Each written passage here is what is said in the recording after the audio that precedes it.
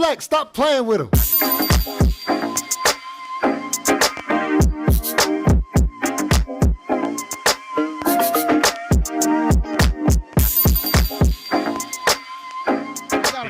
DJ, I don't think y'all want to hear about it. Go ahead, Dave. Talk to him. They don't want you to pod, Dave. They don't want you to pod, bro. He can do some damage. Okay, pause. I said listen, pause, man. Up, man. All right, listen. Let's just break this. Talking Panthers football, we discussing it all. On and up the field, you know exactly who to call. You know we the #1 podcast. Competition is. I was trying to stay away from this. No, I've been nice to him today. You were nice.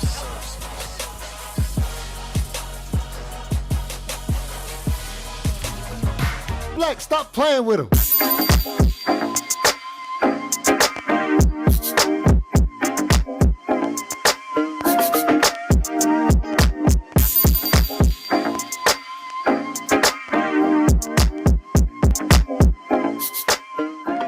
We talk about reaching. Yeah. We got a steal right here. This dude should have went on day 2. Speed is never a problem until you're going against speed. And I'm glad Mingo, I think, is great. I'm gonna defer to the man when it comes to wide receivers. Means that something's coming. No, yeah, absolutely it Listen, is. don't mess up my studio with your back pedal. And No. The chair does not have wheels. It's on legs.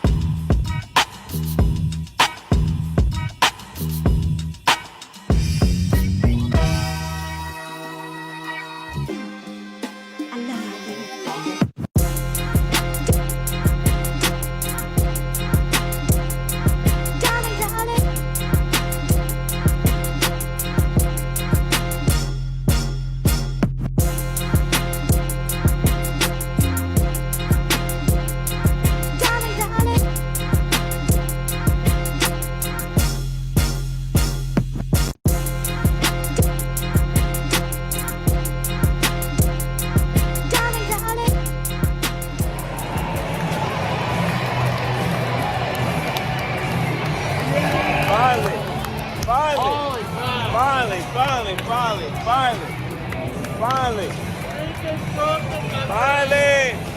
We got it. We got one. We got one, baby.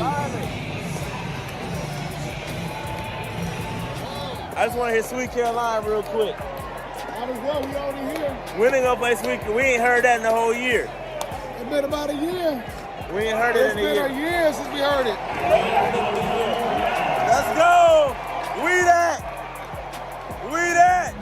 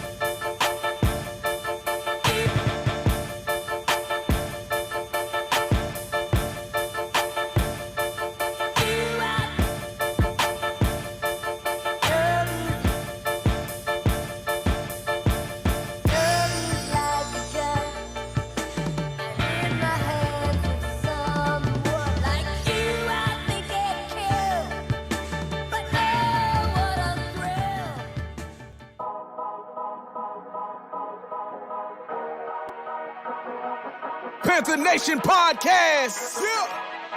Let's go. Yeah. Oh, cut it. Cut right. And I would like to introduce one of the hottest podcasts in Carolina history. Let's go. Yo, talk less chat. We got time to chop it up. Talking analytics and fantasy draft. You know what's up. Panther Nation representing, cause this is where we talk that. Talk that's so incredible. Make them rewind that talk back. Pause. Talking Panthers football, we discussing it all. On and off the field, you know exactly who to call.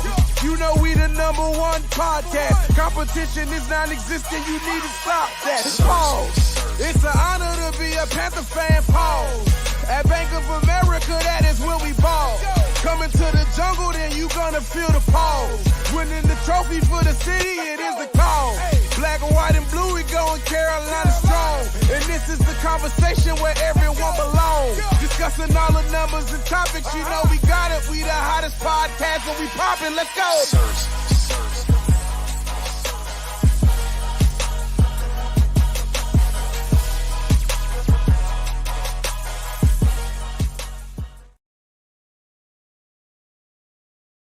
QueenCityPodcastNetwork.com. Yo, what's cracking? It's Rashad, it's Dave. We in the building. It's Victory Tuesday. Beat the Falcons. What's cracking, Dave? I told y'all. Hey, look, man. They were waiting for that day. They've been waiting for that. Shout out to Desmond Ritter, man. Man, shout out to Desmond Ritter. Hey, listen, I sent Big Low the link. And shout out to Big Low, man, because he's a brave soul. This man said, yo, do y'all need me to come on the show? I said, Low, we're not going to turn that down. Of course not. Of course you can come on the show so we can pop our ish, okay? So if he does, I send him the link. I don't know if he's going to show up. But if he does, Dave can have that soundboard on repeat. Hashtag who threw it, Dave? Who threw it? Desmond Mitter out here showing us why he's mid. I tried to tell y'all. You did. Prior to the season, he's probably the worst starter in this league. I tried to tell y'all. But y'all with the, oh no, he ain't that bad. We out here about to ruin ruining Chicago's #1 overall pick. And we can all thank Desmond Ritter. Still some ways to go. We don't want to get ahead of ourselves. We only one more game. Pump the brakes. We got to pump the brakes, okay? But we are, and I said this on Twitter. I said, listen, I know we are in a terrible state as a franchise. I get it. But, bro, nothing brings me more excitement than beating the Atlanta Falcons, especially, Dave, when they have to admit that they lost to said terrible team, bro. Yes. They have to talk ish about how bad we are and then admit defeat to said terrible team. Nothing brings me more joy than that. Awesome. What makes it even more joyful for me is that this cracks their playoff hopes pretty badly, if not at all. It does. It kills it. It might have crushed it. Like, the thing that all you had to do is come to Charlotte in the rain and beat a 1-12 team that can't even score a touchdown. Didn't even score a touchdown, and you couldn't do it. Ain't scored. How many games have we scored? Haven't we scored a touchdown? It's been a minute. It ain't good. It wasn't last week. We didn't do one last week. It ain't good, bro. It ain't good. So pretty easy to go out here. And again, listen, when you look at that roster, bro, it is amazing to me how bad, when you look at that offense and the talent they have, it is amazing to me how terrible they are, bro. Like, there's some effort that has to go into being that bad, considering the circumstances. When you have, go ahead, Dave. Go ahead. I told y'all. Turn that up, Dave. We can't hear it. I can't hear it. You Oh, wait. Turn No. the decibels up on that, Dave. Oh, no. Oh, it's already up to the highest point because I'm gonna have to. It was a little low for me. Oh, okay. I told y'all. Hold on. Now you're gonna have me doing some adjustments on my live. Hold on a second. Because let me tell you something, man. Because I look. Yeah, you got to be pretty bad, bro. Drake London, Kyle Pitts, my man Bijan Robinson, Tyler Algier. You gotta put in some effort to be that bad, bro. Like, and I get it. They have a midder as quarterback. But still, the worst in the league. said, bro. The worst in the Even league. with that said, bro, like you gotta be pretty bad. Come on, bro. Come on, you gotta be pretty bad. But when you the worst of the league, that's what happens, bro. I told y'all. Is that better? A little bit better. That's the loudest you're gonna get it. Low for me. I can't tell. I'm gonna let the people speak, but it's a little low for me. I just know this. Prior to the season, there's no denying how much talent Desmond Ridder had around him. But he's not a good quarterback. And I said your best quarterback was on the bench. And y'all are gonna play him next week. Yep. And it wasn't the first time we seen him. Nope. I guess he was injured the last time. Is he injured again? Did we hurt him? No, he ain't. His feelings is hurt. Hey, when you look at the injury report, it says feelings. DNP. DNP. That's what it says on the daggone injury report, Dave. Ain't nothing but his feelings, Dave. DNP. Hey, look. Man, it's not did not practice, did not produce. Did not produce. It ain't did not practice. It did not produce. Hey, look, man. Hey, this dude, man. Hey, you saw it all in his face after he threw that interception, bro. He was like, "Yo, that might be my last pass attempt." That's it. As a Falcon quarterback, I might be done, bro. Like you could see it in his face after he threw that interception. He was distraught because all they had to do was score. They were right in scoring position. All they had to do, if they scored a touchdown or a field goal, the chances of us. I mean, just the way the game had been going. Now, I know we went 90 yards in the last drive. I get that. But the way things typically go with the Carolina Panthers, chances are you were going to put yourself in good position to stop us from scoring. So all they had to do was get a field goal, score a touchdown, and the game would have likely been over. But Panthers get the football back. They milked the whole rest of the quarter, 7 minute, 90-yard drive to ice the game. Bryce was on his A game. Second, Dave, 2 of our victories, both victories, 4-quarter comebacks. You know what I mean? So shout out to Bryce Young, man. Again, I'm not gonna say, hey, look, it's all over. Like Bryce is the greatest quarterback in the world. That's not what we're doing. But what we are gonna do is celebrate the fact and highlight the fact that man threw some incredible passes on that drive, and he led that team to victory, bro. Let's keep it a buck. All I'm going to say is this. Y'all slandered Teddy Bridgewater because he couldn't do that in Carolina. I just want to let y'all know that. I just want to remind y'all of that. Hey, bro, like my thing is this, Dave, and great point. My bad, I didn't mean to cut you off. No, my thing is this, though, Dave, Teddy Bridgewater sucks. Bryce Young sucks. Like, who the hell? I mean, what quarterback? I mean, damn, if it's not Patrick Mahomes coming in this mud, we can't have a quarterback. All the quarterbacks we get. But the thing is, if we get Patrick Mahomes, we're not going to put enough things around him. He's going to probably be older. He's probably going to do what he needs to do to win. But man, we got to take these victories as we get them. That was phenomenal. Look, man, I watched the game today after work. That was a phenomenal drive. A phenomenal closing drive. Great drive. It was amazing catch by DJ. We've been waiting to see that all year long. DJ Chark with twinkle toes.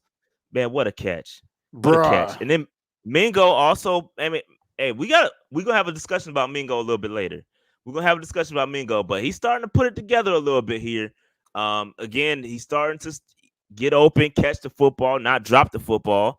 His routes getting better. Hands get his awareness on the field is getting better. Where he is on the sidelines is slowing down, not just running out of bounds. Like things are starting to get a little better and better for Mingo. And again, when we went on the show with Smitty, and he said we drafted Mingo. He said it's going to be a 3-year project. If that's the case, I like where he is right now. Nobody says he's going to come out there. He's not Tank Dell in the situation. He's not like coming out here being great like a lot of guys are out the gate. But if he can come along and be a solid wide receiver next year and then have that breakthrough in year 3, I'm okay with that progression, man. We got to stop expecting instant success off the rip just because we see another team do it. Like we gotta really be careful with that. You know what I mean? It's Go just ahead, Dave. there's so many different variables, man. Like when you think about all the variables, the coaching staff, the scheme, the players around them, there's a lot more variables involved. A lot more variables involved. Because we think, oh, this play, we should have took this guy. Sure, we take this guy and put him in this offense. The offensive line ain't changed. Personnel ain't changed around it. The scheme ain't changed. Then y'all gonna be asking for the trade of Tank Dell. Saying that Tank Dell ain't it because he ain't balling. Like everything's got to fit. You know, football's the ultimate team sport. It is. Everything's got to fit.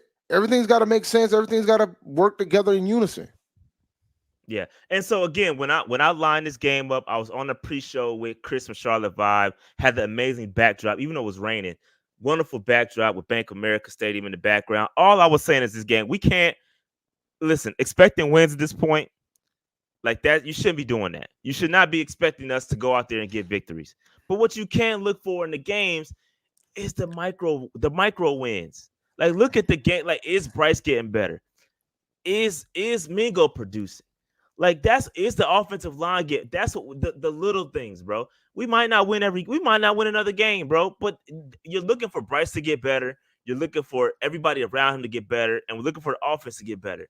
And that's it. At the end, that's all we can do at this point. You know what I mean? So that's what I saw in this game, and I'm happy with that, bro. I'm looking for something to convince me that we don't take offensive line with our first pick. That's what I'm looking for. We can have that discussion. Yeah, like that. Like I know they had a phenomenal day yesterday, but they did. You know what? I need to see it. I need to see that more. Yeah. So, and we'll definitely have that discussion later in the show. But it's just for me because I've gotten a lot of heat on Twitter about my opinion about who we should be taking first, and I'm like, until you convince me otherwise. Yo, people was killing me on the last mock draft Monday. Well, bro. That's the thing, right? Was killing me, fam. That's the thing, right? So like they were like, well, Dave, you should do a mock draft. I was like, if I do a mock draft, y'all gonna hate my guts because it would have looked just like the one you just did. Yeah, and they killed me, bro. Listen. I try to mix it up with the mock draft Mondays. I try to if I went out there and drafted the same dudes every mock draft Monday, I do it weekly. It's boring. So I try to mix it up to give y'all a little bit of a spice to the mock draft Monday. I'm not drafting the same dudes every time. You know what I mean? I like the board when it mixes up and different guys are there, and you know the draft positions change. And it makes you like, all right, there's gonna be a run on wide receivers. I gotta change my strategy. So again, as these things occur, we're gonna have to adjust. So I'm just playing around with it. We having fun. I set the expectation at the beginning of the daggone draft. I said, yo, we got to protect Bryce. We got to give Bryce some weapons. I didn't get him a weapons because that's the way the daggone draft fell. But that's the way it was. At the end of the day, it could happen in real life. And that's the thing that could happen, right? So either you make the decision and go with EPA and take the guys you think that makes sense to protect your quarterback, or you start reaching for folks. That's the choice you got to take. You know, you got to remember who our GM is. Well, we don't know who the GM going to be come draft time. We don't know. We have no idea. But in the grand scheme of things, you have to take all those things into consideration and make the decision. I think the thought process of saying we need to take a wide receiver with our 33rd pick, that might not be the move, guys. That might not. Because you don't know, you have no idea who's sitting there. Because let me promise you something. If some elite level, supposed to be top 10 guy falls to 33, I could care less what the position is. And it happens. Take him. It happens. Take him. Every draft, it happens, bro. You have elite talent that's supposed to be a first round talent, fall into the second round, and you sitting there staring at them, and you like, okay, what if it's an elite level edge that's the best? Oh, you take that edge. You're gonna take the 33. You're gonna take the edge at 33. It's not just gonna be a wide receiver. Like, come on, we gotta be smarter than that. And that's, again, if it happens like that, you gotta be prepared to take them. And you can't draft for need all the time. That's how you get caught slipping, and that's how you end up with terrible picks. You know what I mean? So that's how you end up with Desmond Ritter. I told y'all. Man. It's gonna be a long day tonight. I thought we was done with Desmond. No, sir. No. All the heat y'all give me when I'm wrong? What? Talk to him, Dave. Talk to him, Dave. Nah, if I see one rise the hell up, the button's coming. It's coming. Where Atlanta Falcons homie at? He ain't showing up today. Nah, No. He ain't showing up today. Hey, fan being every stream, bro. Every stream. Not today. Every stream, bro. He ain't rising. Dave, my man falling. All right, hey Dave, real quick, let's hit these super chats, and then we gotta talk about the weekend. We just completely we definitely go. Oh, we're going to get to that. Don't fret. Yeah, we gotta talk about it. So the game guy says word on the street, Kirby Smart at Falcons job. Hey, listen, we're gonna talk about the open jobs in a minute towards the end of the show. You see it on the screen right there, head coach openings. We're gonna talk about that a little bit later, but let's not get ahead of ourselves. Joe Clarity says, seeing our recent games and how fluid our offense is currently playing. Fluid? Is that the word? I don't know if that's the word I would use for fluid offense. I wouldn't say fluid. It wasn't perfect. It just was better. Yeah, I would say incrementally better. I wouldn't say it's like world beating, but it's been better. I'll give you that. He says, can we say that Frank was the reason for holding this offense back? No. I ain't ready for that yet. I'm not ready for that yet. Dog, we ain't scored a touchdown in 2 games. Yeah, exactly. Yeah, like, what are we talking about here? We still not there, but we can say that it is still Frank Reich's system, so to speak. So, I mean, we're starting to see some more Thomas Brown get sprinkled in. You see in the jet sweeps to Marset, some of that stuff we hadn't seen prior with Frank Reich, and so we are starting to see Thomas Brown personality come through a little bit more. And maybe by the end of the year, we'll have a better offense with him being able to deploy more of what he wants to do. So we'll see. Again, I'm not looking for any of that. I'm looking for the game within the game. Our dudes executing what they're being told to do. And because at this point, it doesn't matter what the offense is, because guess what? We're going to have a new offense next year. So it's nothing really for us to kind of go back and say, oh, we got to go back to this, because it's going to be a new offense. And who's to say we're going to stick with the same personnel? Because guess what? Shout out to my man, Aaron. He asked me a question, not Dunk, but Aaron Chase. He asked me, he said, man, so are you, and this kind of goes with this question right here. He says, if you're drafted offensive lineman in a second, which are you going for, offensive guard or offensive tackle? And to Aaron's question he was like, yo, are you going to go offensive lineman or wide receiver? And I'm like, listen, I don't know. It depends. We don't know who the offensive coordinator is. We don't know what scheme they're going to try to deploy. Are they going to try to lean on what we already have, or are they going to try to get new personnel in to make what they want to run more digestible? So we don't know yet. I would argue that the answer is offensive line, and the reason why the answer is offensive line is that what you just said. Because it's important to make sure you have the right type of lineman to run your scheme. Yep. So, I understand folks want the sexy guys, the sexy picks. And when we talk about the weekend, we'll have a discussion about the sexy picks. I understand why folks want the sexy picks with the skill positions. I get it. I understand it. I know it's bad. You watching Bryce out here trying to figure out who to throw to. But the thing is, he's got to have time to throw to people. It don't matter if you got all these skill positions if Bryce is on his behind. True. Now, to answer Anton's question, and appreciate the super chat, my man. Interior, we need it bad. We need it bad. And I hate to keep going back to the Steve Smith interview, but when we interview Steve Smith, he says when you have a guy like Bryce Young, the interior guys are more important than your tackles, because he cannot have pressure in his face. So yes, I would, if hypothetically it were to come down to a tackle or a guard, I'm probably going to take the guard. Guard, center. Probably going to take the center or the guard. And again, we know that Bradley Bozeman is a road grader. Maybe he can't. He's not capable of running that type of a pass blocking scheme that the new coordinator might come in. So you might need a new center. You might need to move Bozeman to guard. You might need to do some reconfiguration on the offensive line to get it to work properly. So it's really tough to say I'm going to take XYZ because we just don't know. That's the real answer. Now, you might have some other potters come up and say, oh, we need to take wide receiver because blah, blah, blah. The facts are the facts. We don't know who the head coach is. We don't know who's calling plays. And until we get that answer, nobody can tell you what's best for this team. Now, if we go back and say XYZ our offensive coordinator and he runs XYZ scheme, West Coast offense, blah, blah, blah, blah, blah, you can start to make more inferred decision or more wiser decisions on who you can take. The answer is we have no idea, no clue. So it's a bit early. We just don't know. At the end of the day, we don't know. And that's the fact. That's the truth. Real Potters will tell you that.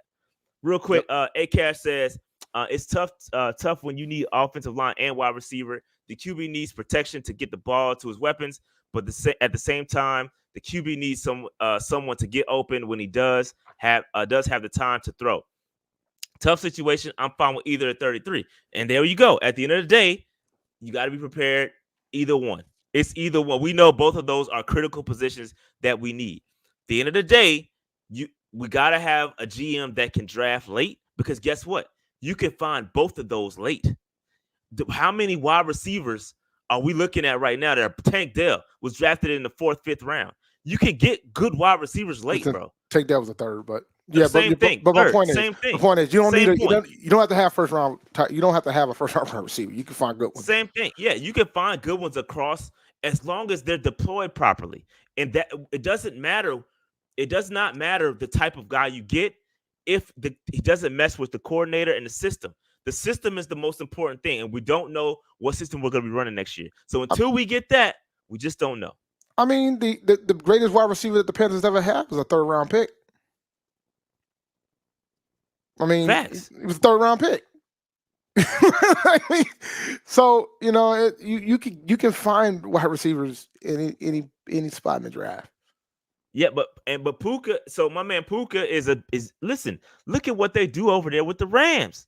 They can get guys late because they have the system that would develop them. Cooper Kupp is a product of that system, bro. These guys are system guys. That's why When was Cooper Kupp drafted, if he was drafted at all? Bro, I think he was undrafted, bro. Cooper Kupp was an undrafted wide receiver. I think so. I think you might be right. I'm trying to remember. I couldn't. No, hold on. I think you're right. Third. No, he's a 3rd round. He's a 3rd round. rounder. Okay. Still 3rd round. So everybody they found that dude. They found that dude in Eastern Washington. Everybody kicking my back end for not taking a wide receiver in the 2nd. Meanwhile, Cooper Kupp taking the 3rd. Steve Smith Sr. taking the 3rd. Tank Dell taking it. You can get guys. You need good scouts, like somebody mentioned. And you can find guys, bro. You can find. There we go. Shout to Domo. He says you need good scouts. Have good scouts. Absolutely, bro. And shout out to Gray. Exactly. The thing is, Shy, we can't have fit choose force. Exactly. I agree with you guys. I am in agreement. And the thing is, too, that makes it interesting. Like, we talk about somebody like a Cooper Kupp. Dude went to Eastern Washington. He plays ball at Eastern Washington, FCS program. Tank Dell, you remember Tank Dell from Houston, but before he came to Houston, he went to Alabama A&M.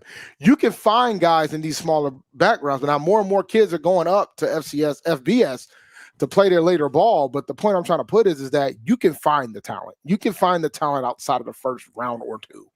Absolutely. Most teams are built third and after. That's Third and later. Right. Like 49ers draft well late. Like, you got to be able to draft late. And that's what we've been missing. And that's why we can't put together a solid product, is because we can't draft late, and we're relying on free agents year after year to help come save us because we can't draft well. So we got to be able to draft well and get those guys out on the field. You got to hit them out. They got to hit. You got to hit later, yo. You got to hit. Even Marty, and Marty wasn't the greatest. Like, Marty was 1st round. Marty was A1. But sometimes Marty would hit later.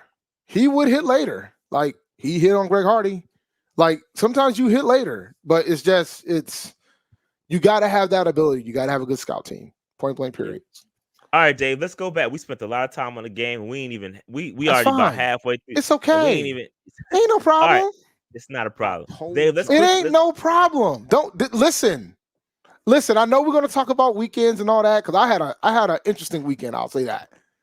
So, we can get to that, but All right, let's quickly go back to you, because we always start the show talking about the weekend. We completely breezed past that. So, Dave, real quick. Desmond Ritter had to get the smoke. It just had to happen. I just apologize. I'm all for Ritter smoke. It's all good. The way the show goes. I'm fluid with it. But Dave, how was your weekend, bro? So I was down in Atlanta this weekend, man. I went to the National Band of the Year, watched North Carolina Agricultural and Technical State University become the national champions. Aggie Pride. Phenomenal show. If you haven't watched it yet, you should. Phenomenal show. It's on the tubes. Went to the Celebration Bowl on Saturday. Had a little bit of fun with that. Florida A&M played Howard. Really good game, Howard scared them a bit, and then Florida A&M remember who they were and turned on the Jets, and that was that. But that was a pretty good game. Entered my first tournament in over a decade. That was fun. Didn't do as well as I thought I would. Smacked? You got Not smacked up, Dave? I wouldn't call it smack. Nah, Dave, you got smacked, bro. Keep it a buck. Were you the gaming version of Desmond Mitter? Oh, absolutely not. No, I wasn't that bad. No. I knew Friday when I showed up to the festival to play casuals that this was not going to go well. Like, I knew Friday. The tournament wasn't until Sunday, but I knew Friday it wasn't going to go well. So I got a bye. So in the second round in my pool. So in the second round, I ran into somebody. He ended up making it to the top 32. I lost to him 3-1. And then in the bracket, in the losers bracket, I got 3-0, but every match was 3 rounds, which was disappointing because every match I made a mistake that I could have won each of them. So it was kind of that one hurt a little bit. But overall, it was a fun experience. I got to meet a lot of folks. I got to network with some people. It was a really good festival. Shout out to the good guys at DreamHack in Atlanta. It was phenomenal. I made the decision to enter the tournament a week prior, so I didn't expect to win the damn thing, but it was a fun experience. I kind of wish I would have been able to enter more tournaments because most of the fighting game tournaments on Saturday and I was at the game. But I was glad to get back in it. It was fun. That's what's up, man. Dave was down in Dirty Bird territory watching seeing all them ugly clubs. That's why he had to get the smoke first. Yeah, I saw because I was right there, bro. Like I was right. I had to go to that stadium twice. Yeah, I hate. And by the way, the stadium's nice. It is. I told the workers y'all can remove all this red and black crap. You know what I'm saying? Ain't none of them colors gonna be here this weekend anyway. You can go and remove all that. But it's a nice stadium. That was my third time. I went to a game there a few years back. So it's a nice stadium. I'll give them that. But other than that, it is what it is. Yeah. But yeah, for me, weekend was straight. Didn't do too much. Just chilling. Same old. Not much at all, man. Shout out to my man Will, man. Will Robinson. Hey, we watched the game up there in the 300 section in the Silver Club, man. Hey, Will's my guy, bro. His son was out up there in the because they had a lead a nice bit of the game, right? His son was talking cash, SHIT, bro. And listen, he got an interesting story of how his son became a Falcon fan, but hey, your son got to get this smoke, bro. He said I wasn't gonna cook him because we couldn't cook nothing because our microwave was unplugged. Hey, we found the plug. We plugged it up, bro. Hey, we used the oven. Put you in it. We air fried that bird. We air fried that chicken. Dirty chicken. Made it tough. Nobody wants to eat that bird. I abandoned the microwave and found an air fryer, yo. You about to get fried, fam. The birds got fried. So shout out to Will's son, man. Good stuff, good people, man. It was fun. We had a blast up there, man. Roaring Riot. It's a good time. It was good times. Shout out to my man, Will. Zaire Kiefer says, if we want to speed up the process of being competitive, we must be lopsided, meaning in free agency, we should go get the best wide receiver for Bryce. Then in the draft, we should draft an abundance of linemen. That sounds nice, but the best wide receiver must want to come here. That's the tough part. You got to do you got to overpay and put on a great story. Put on a great story. You know what I mean? So yeah, man. We'll see. But shout out to Super Chat. Again, even if we do that, you got to set yourself up in free agency to be successful.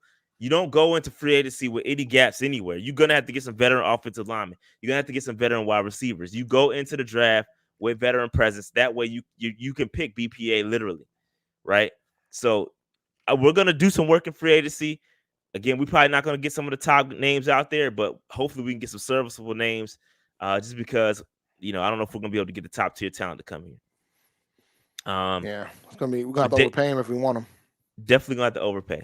Definitely going to have to overpay, man. But we'll see. We'll see, man. Everybody got on their T. Higgins, their T. Higgins jerseys. They want T. Higgins to come here.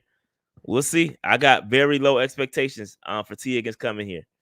Yeah, I don't think it's gonna happen. So He's a free that's just agent me. after this season. He is a free agent. It's a lot of Mike Evans is a free agent. It's a lot of free But agents the out Bengals there. ain't gonna tag him. I don't know. I don't know what their cap situation is like. Yeah, I mean, so I have no I know idea. Mike Brown is cheap, so but I'm saying all this to say, even if they don't tag him, he's got to want to come here. Facts. Y'all keep forgetting that part. These are facts. I keep trying to tell y'all that. Y'all be out here talking about, we can go get T. Higgins. Y'all be throwing you know what, man? biggest names out there, bro. You know what, man? We should go get Patrick Mahomes. Let's trade away like 5 first-round picks and let's go get Patrick Mahomes. Yeah. If we're gonna shoot for the stars, we might as well. Like let's just trade 5 first-round picks. We'll get the Chiefs the next 5 first-round picks, and we could trade for Patrick Mahomes, and then maybe Patrick Mahomes will do what Aaron Rodgers did and just dictate who we get, and then maybe we'll trade some more picks to get the receivers he wants. And we just trade all our picks, F them picks, do the Rams route to success. I mean, because y'all think it's so easy, you know, but we got to stay on the prowl. We know that much. We got to stay on the prowl. Stay on the prowl, man. Listen, let's hit some of these game stats and all that, and then we'll get on to some of the other topics. But shout out to the Patreon members. One time to all the Patreon members out there, man. I appreciate y'all. Appreciate all your contributions to the show, man. You are the reason why PNP is what it is. So, man, we appreciate y'all. Shout out to the franchise MVP folks and the free agents. We really appreciate y'all. And Dave, can we get a quick Underdog Fantasy look? Yeah, man. Make sure you go to underdogfantasy.com and use the promo code PNP. They're still doing higher and lowers for the NFL. When the playoffs are coming, so they're going to have some playoff best ball there for you as well. So just go to underdogfantasy.com and use the promo code PNP.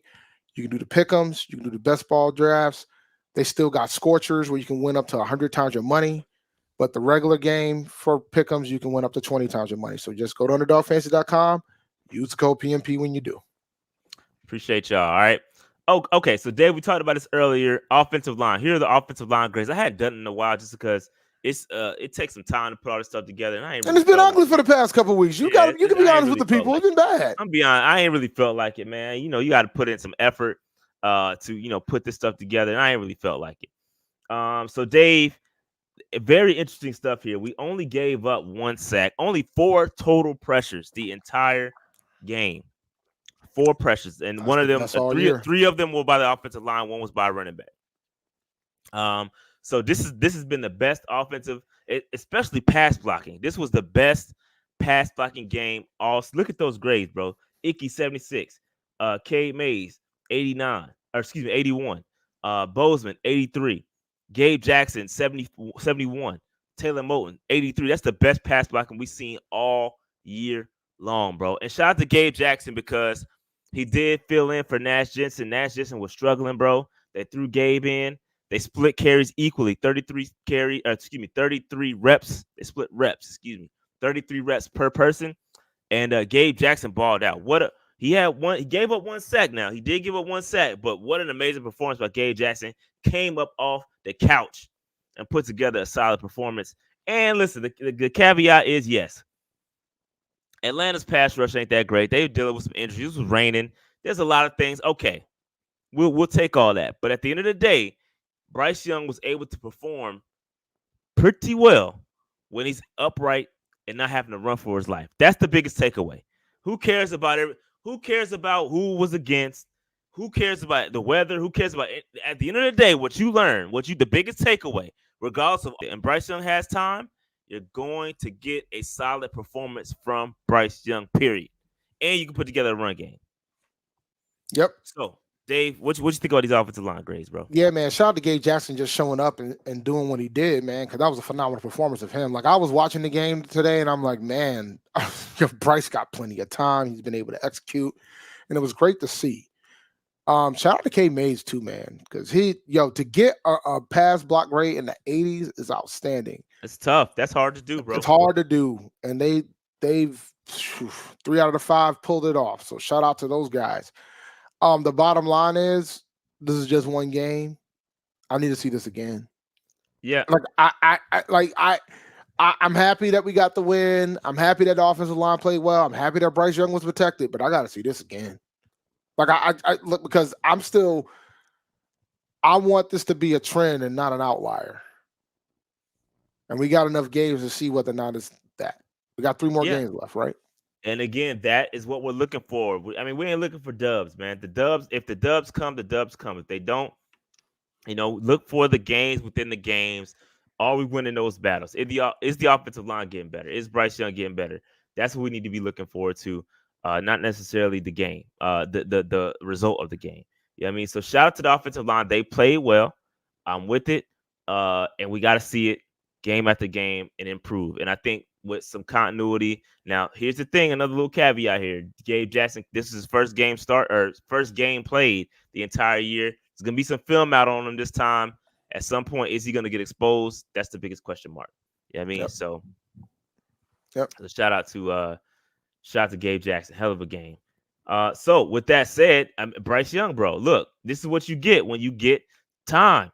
When you got a run game working behind you and you got time, you put on your best performance all season long. Dave, what you think about this chart? What you think about Bryce Young's grades? Look, man, this is the offense that we have, and Bryce Young was ridiculously accurate today. I mean, on Sunday. So to see this chart is outstanding. It'd be nice to have him have more shots down the middle, but it is what it is. He took more shots that were over 20 yards than what he normally did. So I like what I see here. I mean, I have no complaints with what I saw. Bryce, when you give a quarterback protection, then you really get to truly see what you got. That's when you know what you got. Yep. And we got to see it. And it's obvious that he's accurate. He knows where to put the ball. He knows where it needs to be. We can have the whole discussion about whether or not the wide receivers are reliable or not, but even they were good. Yeah, that's my point. But even with this chart though, right? It's obvious that the wide receivers were fine. They were fine. They were fine in this game, but we got the elements and everything else, short passes. But but Dave, that's when you would think it would be bad, right? Yeah. That's when you think it would be terrible. Is with the elements and with all this other stuff going on. You'd have thought there would have been more drop footballs. Hell, I would have thought that Xavier Woods, considering all the interceptions that man dropped, I would have thought of all games he would have dropped this one because it was raining. And this man comes with the most clutch interception we've seen him do. Go ahead, Dave. But you know what the funny thing is? Sunday morning, I saw the picture of what they were wearing, and I retweeted and said, we probably winning today. All blacks with the helmet. I was like, we probably winning today. Undefeated against Atlanta. Undefeated, never lost. Never lost. And folks was like, man, why would you say something like that? I'm like, I see all the black with the helmet. Probably gonna win today. And Bryce had his most accurate day of the season. He was cooking. Xavier Woods out here not dropping interceptions. And Desmond Ritter. Now, if I'm being picky, if I'm being picky, I would like to see Bryce Young have at least a few more games in the 200s. Mm-hmm. I would like to see him, and I think that is more of a testament on some yak yardage. Can the receivers get some separation and get some long plays? And I'm being picky here, so bear with me. I know I'm being picky. I would like to see Bryce get in the 200s. I think he has gotten in the 200s. Maybe what? Man, let me see if I could. He's not going to hit 4. He got there 4 times this season. He's not hitting 4,000 yards. I can tell you that. Oh, that's not happening, bro. It's not happening. I tried to warn folks prior to the season that wasn't going to happen. And I also said it didn't need to happen for us to be successful. Like I didn't think it was a necessary thing for us to win games. Truth be told. And nobody ever wants to talk about this, but even when Cam Newton was our quarterback, we tend to lose more when he threw for 300 yards or more. That's true. That's that's not how we won our games. That's not how we won games here, and it's never been the case. There's a reason why we only have 2 that's ever thrown for 4,000 yards here. It's true. And both times we did not make the playoffs. Just putting that out there. Yeah, and so the ground game was cooking. Shout out to Chuba Hubbard. 22 carries, 87 yards, man. Played a hell of a game.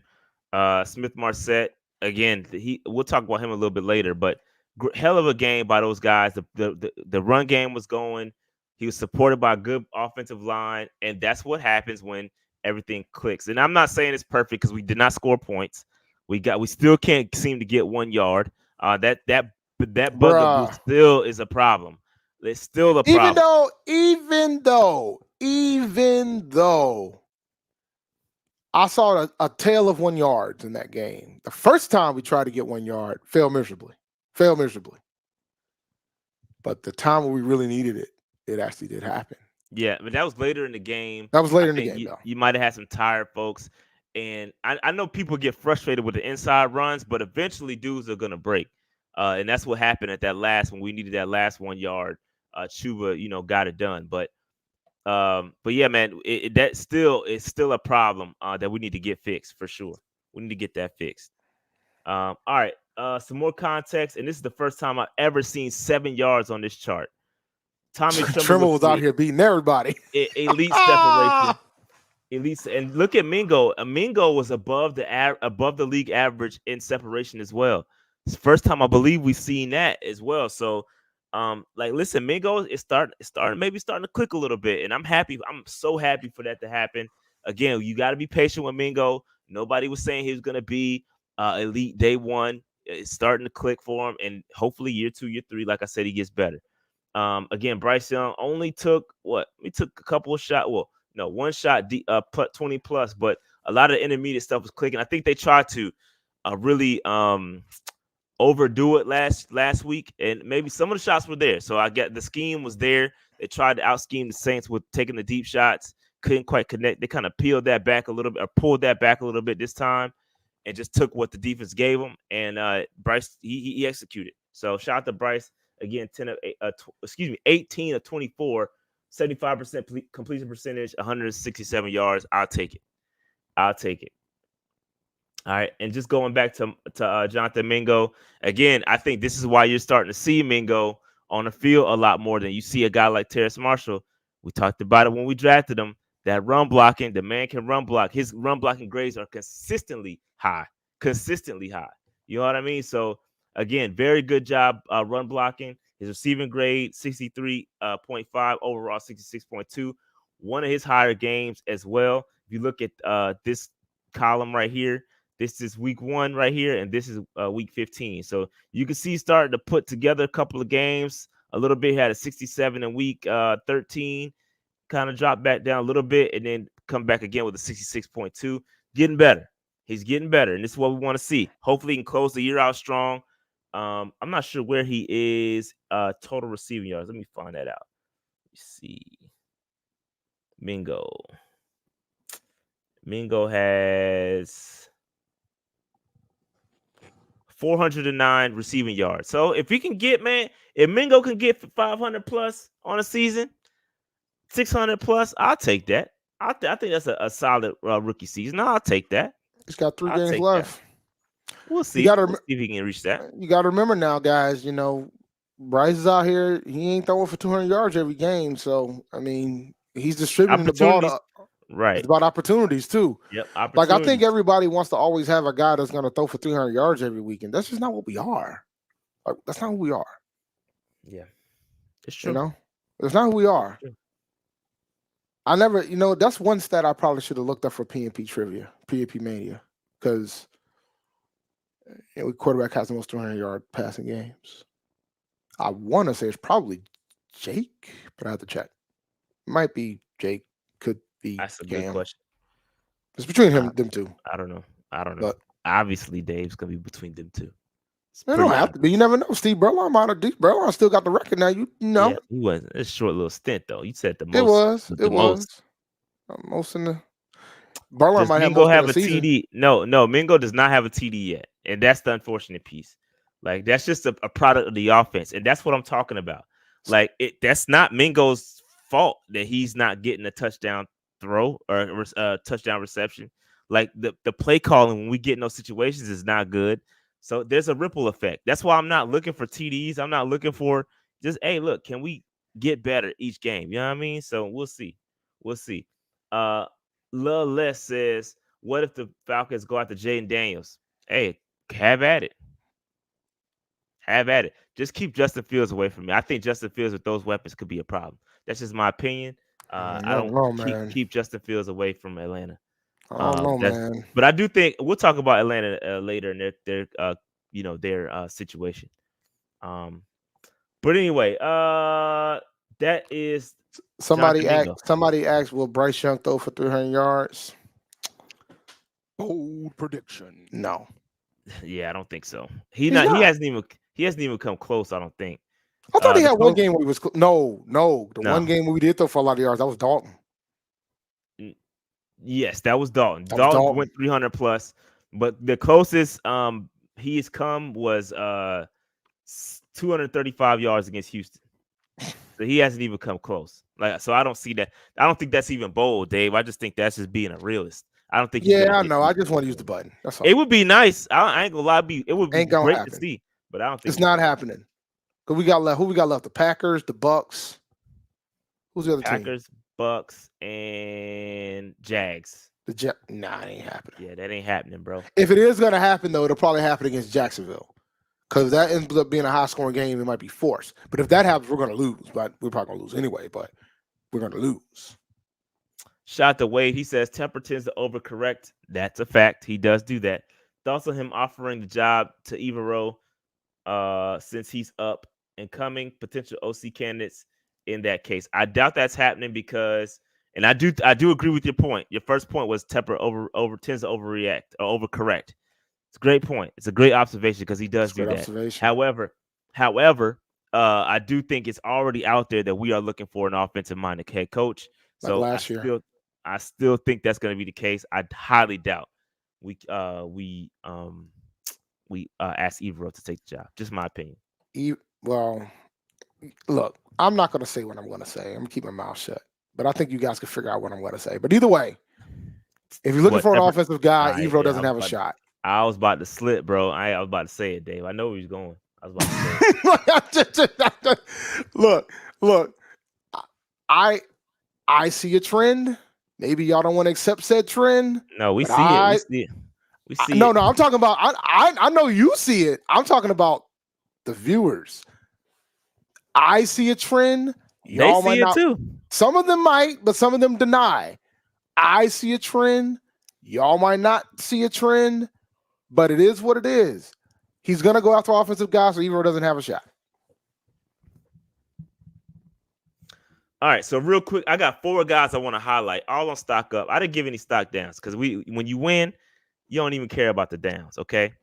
My man Wade said, we see it. Yeah, the Wade knows what he's talking about. Wade know what he's talking about, bro. Shout out to Noli in the chat.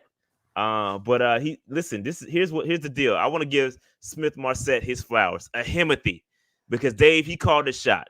You remember a couple of weeks ago, maybe 3-4 weeks ago, my man said, hey, listen, y'all gonna see one day. Y'all gonna see. I'm here. I'm frustrated. I'm not being used. I got talent. Y'all gonna see, bro. I'm just waiting for my time. And Dave, he was actually incorporated in the scheme this go around in this game, and he put up a little bit of numbers. Again, not world beating, but he put up some numbers. My man had let's see. Come on here. Come on. Yeah, he had a pretty good game, man. Even though he did scare me on that, he scared me on one play. Yeah. He when did. He muffed the punt. He muffed the punt. Yeah, he muffed that punt. But other than that, it was raining too. It was raining. Yeah. That's why I'm gonna give him grace. He gets grace. But he had 4 carries, 31 yards, had a longer 15 pause. But yeah, man. So he again got him incorporated, and I think those jet sweeps, it just added another element to the run game that kept the Atlanta's defense on their toes. It had them guessing, and that's what this offense had been missing the entire season. Instead of, because all we typically do, we're just gonna turn around, hand the football up right up the middle, and that's so predictable. It would get stuffed, and then I actually saw some edge runs as well. Like we were out getting out on the edges, so we were getting better and better and better. And that new wrinkle, Adam Smith Marset, is going to have teams having a scheme for it now. Now you throw him in a jet sweep motion, and boom, you fake something else, and now you got teams guessing. That's good offensive coordination. So I say all that to say, shout out to Smith Marset. He called his shot. He waited for his time. He didn't get his time until Frank Reich got up out of here. But now that Frank Reich is out of here, Thomas Brown said, I got you, bro, and actually gave him some opportunities, and he cooked. So shout out to Ahimothy Smith Marset. Had a good game. Also had 2 receptions for 1 yard. I think he had a wide receiver screen or something, lose a couple yards. But shout out to Smith Marset, man. Shout out to Nah, Mr. he had a good Smith. day, man. Like I said, outside of the month punt, he had a good day. Love the way they utilized him in this game, especially with the weather conditions. So shout out to him here. He is him. A Himothy. Himothy. A Himothy. Him here. Him here. Yeah, him here. Him here. I Him like here. that. I like that. I like that. Him here. Shout out to T. Curtis.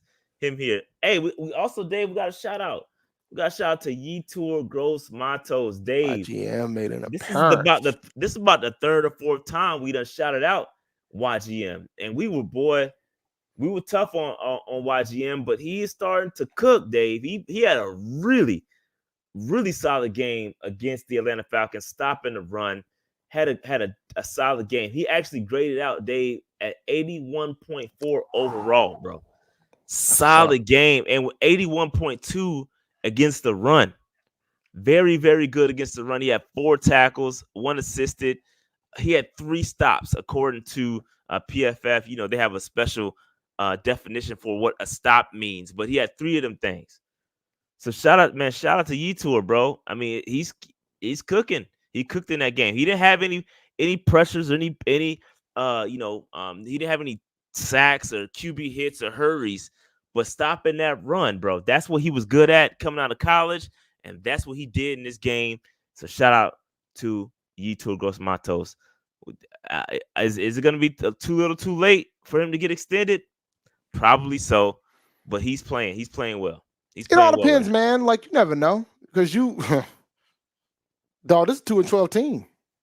I'll say this, bro. It won't take much to keep Yetur around, bro. I don't think he's not gonna break the bank. So if we can get him for a a solid, a decent amount, vet men or something like that, I'll take Yetur back. He's playing well. It's unfortunate that we had to wait 3 years to see it, or 4. This is his 4th year now. It's unfortunate we had to wait that long to see it, but it is what it is. It is what it is, man. And maybe the scheme change helped him too. Playing more of a, playing in the on the down lineman, that 3-4 defense. Playing that in, I think it may benefit him. So we'll see. We'll see, bro. But shout out to Yetur Gross Matos. All I'm gonna say is this: with the news that happened earlier today, it's not an accident. What happened is not a coincidence. Yeah, Justin Houston got the can, bro. And I think Justin Houston, he was a product of. Now that's a great segue, Dave. So I ain't have that on the docket to talk about. But listen, Justin Houston was a product of, hey, Reich is my homie. I played for Reich in the past. I'm doing my boy a solid. I'm coming to sign with the Carolina Panthers. Reich is gone. This gives Justin Houston an opportunity to go out there and sign with a playoff contender. Hey, we did you a favor. Appreciate for your time. Salute. We cool. We Gucci over here. Yep. We all good. So it ain't really nothing to discuss like that, but no, but it's just I think that absolutely that's a factor too, because that's why he made the decision to come here. Yep. But at the same time, it helps that YGM has stepped up to the plate and starting to play better. It helps. Yep. It helps. Yeah, agreed. And shout out to Nick Thurman, bro. Nick Thurman had himself a day. Every time I looked up, Nick Thurman with a tackle. He had 5 tackles, 2 solo tackles, 1 tackle for loss. Nick Thurman was a baller, bro. So these are these guys, man. You can see that Evero does a great job with these guys that play on the front for that 3-4. These guys play pretty darn well stopping that run, bro. They were very physical, winning their battles up front. Nick Thurman was balling, bro. Every time I'm looking up in the stand, like, yo, 91 is cooking right now. He's cooking, man. So shout out to Nick Thurman. Man, any thoughts on Nick Thurman, Dave? Another guy that balled, man. He was everywhere. He did his job at the position. So shout out to him. Thurman was out here balling out of his mind. I mean, the defense, man, was on it, man. The defense was on it, bruh. They played a daggone good game, bro. So this is what Frank Wright was talking about when he was talking about, the defense got to make sure they win these football games for him when the offense is atrocious. That's what Frank wanted. Yeah, this is what Frank wanted. This is what the offensive minded coach wanted. I'm just here to put the puzzle pieces for you guys together for you. Thank you for that explanation, Dave. But you're right.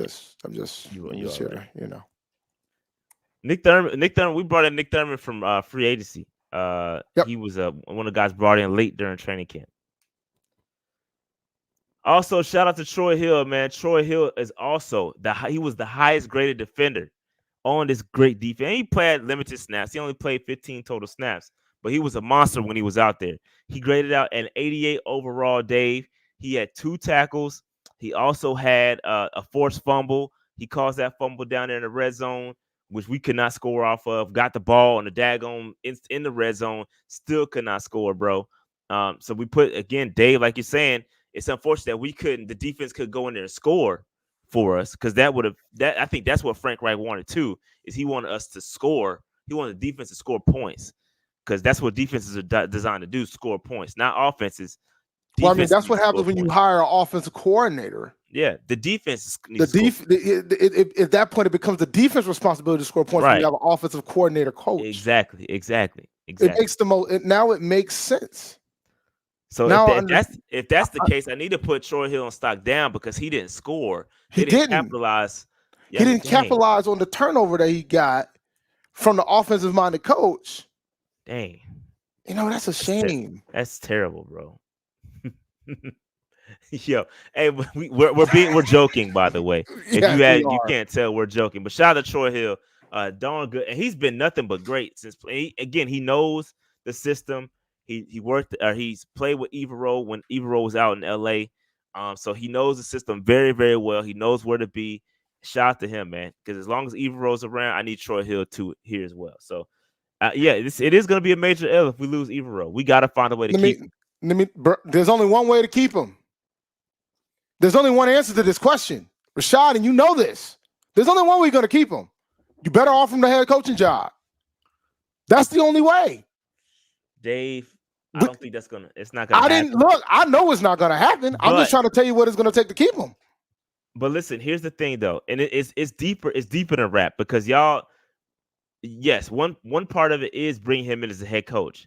But if he's our defensive coordinator for another year, that means we can get a compensatory pick when he does get hired somewhere else. So we don't need it to happen this year. We're not going to get compensated. We're not going to get compensated. I know. If he gets hired this year. I completely understand that, but here's the dilemma that we have, right?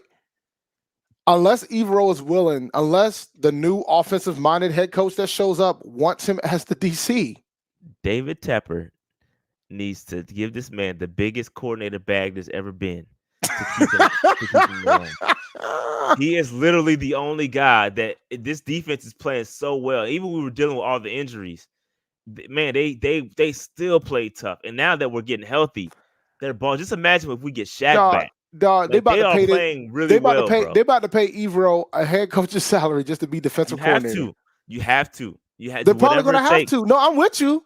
But all right, so fine. Somebody said that's not the only way, Dave. Fine. It's not the only way. We're going to have to give him a head coaching bag to be DC, and then we're going to have to make sure that whoever becomes the head coach, and by the way, your guy, the guy that you want, is probably want to bring his own staff in. Safe bet. I don't think Ben Johnson or whoever you guys want. I'll say Ben Johnson. I don't think Ben Johnson is going to be very happy if he walks in and the owner is trying to dictate who his coordinators are. And that's part of the problem. Like, so that's the conundrum that we're in. So here's and I know we're going to talk about head coaching side, but I want to go ahead and get this out. Just put this out here on the table. If you expect a head coach to walk in here and be told by the owner who their DC is going to be, then you're not getting the guys that you guys have been naming. Let me be clear. I'm going to repeat that for you guys. If you guys expect to have the guy that you want and not and expect him to say, "Oh, well, this is going to be your DC," you're not getting who you want. So all the guys you named, you're going to throw that out the window. You better go find somebody you ain't heard yet. No, this is a great point. Unless the OC has a history with Evero, which could be the case. You can find an offensive guy that has a history with Evero. All right, so does Ben Johnson have a history with Evero? I don't think so. All right, so he's out. So you're everybody's top guy. If y'all want Evero, your top guy ain't gonna come here. That's what makes it tough. That's what makes this whole situation tough. So here's some research for you guys that are always just naming all these guys. Go out there and find out who has a relationship with Evero. I mean, I would say Thomas Brown, but I know you guys don't want Thomas Brown. Look at this. What in the world, Bo? Look What at in the world, bro? this. How Hold on, you let doing? me go back into this view. How are you Hey, doing, Big man? Low, man. What's good, man? How you doing Man, this lovely we day? over here making it, surviving and advancing. You already know what time it is. So, Big Low, I told y'all. I told you about your boy. Well, I mean, I put it to you like this right here, Dave. Is it really Desmond Ritter? Yes. Ooh. Yes. I mean, Some- I mean, Arthur Smith I smoke? mean, so the reason why I say this because if you go back and look at that game, I mean, if we look at that terrible interception that Desmond Ritter threw, awful interception that he threw. I mean, I put it to you like this, Dave. Like, I mean, I don't know exactly what you do for a living, but you know, I can tell that you really great at your job. Just imagine like somebody appreciate that. slapping you in the back of your head every hour. Just walk up to you, slap you in the back of your head every hour. That's basically what Desmond Ritter go through. If you look at that play where he threw that interception on, they had a free rusher to the boot side. He booted out to the odd side. Free rusher came. He rolled out. He evaded it, trying to make a play because he was trying to get to the end zone. He was like a 15-year-old who ain't never got lucky before, trying to get to the promised land. And it was one of those situations where he threw a terrible pick. But if you look at the course of that game, we had some terrible play calls, Bo. That's why I can't say we can't fully put it on Desmond Ritter, Bo. So y'all having the same situation we're having with Bryce because people are tough on Bryce too. Yes, and we're also I am one to say, hey, listen, the Yes. system, the offensive line, but I do think Desmond Ritter is still mid. That's just my personal opinion. Oh yeah, I agree with you. I agree. The thing is that since the beginning of the season, I thought Desmond Ritter was mid, but it's still one of the situations I feel like he could play better than he is now. But unfortunately, it's the system. But I did want to come on here and congratulate y'all for getting that win. Congratulations on getting that second win of the season. Y'all deserved it. Y'all played some good ball, great defense that whole game. One thing that I learned over my years of playing sports and coaching sports and everything like that, you learn you win gracefully, but you lose gracefully, but you win obnoxiously. So this is what I'm gonna do. That's a fact. That's a fact. That's a fact. Listen, man. I think I told y'all like at least 10 times so far. Hey man, look, it was a tough one, man. It was a tough one, but those matchups that we have are always tough games. It don't matter what's going on. That's true. Yeah. So low, because this is something we were going to talk about a little bit later, but I want to fast forward because you brought it up, and this whole thing with Arthur Smith. Like what? I mean, I'm hoping that you keep him. I mean, I think he's doing an excellent as long job. as possible. I think his job should be the most secure of any NFC South head coach in this currently coaching right now. I completely agree. I think Arthur Smith should have a lifetime contract with the Atlanta Falcons. Coach of the year. I mean, coach of the year. Come on, I mean, man. Why not? Come on, man. But I'm saying, so what do y'all think? Because I listened to y'all post game. Like, what do you think about that moving forward? Like, how do y'all feel about that? I think Arthur Smith is one of those situations where I feel like he could be a good head coach, but he stepped into his first head coaching role trying to do too much. He's trying to be Andy Reid, but he's not Andy Reid. He's trying to call plays and be the head coach at the same time. I feel like we need like a legit offensive coordinator. But he doesn't have like a Donovan or a Mahomes, or even a Kevin Cobb, he ain't got none of those guys, or Nick Foles. He ain't got those guys. I mean, but at the same time, you got Jake Browning in Cincinnati in a good system. Yep, playing pretty good ball. You got Brock Purdy, who's literally Mr. Irrelevant, playing pretty good ball. Kevin Stefanski and Joe Flacco, he has some turnovers, but playing pretty good ball, about the same caliber of ball that Mr. Massage was doing. So I mean, at the end of the day, it's all about the system that you in, bro. You don't have to call that. It is all about the system. Yeah, Drew Lock up there balling. We didn't So forget yeah, your super chats. We're gonna get to them. yeah. So it's crazy. It's a mess out here. You know, all of the NFC South teams are struggling right now. So what do you think about that loss, and what does it do to the Falcons play? Because now y'all going with Heineke. Like, what?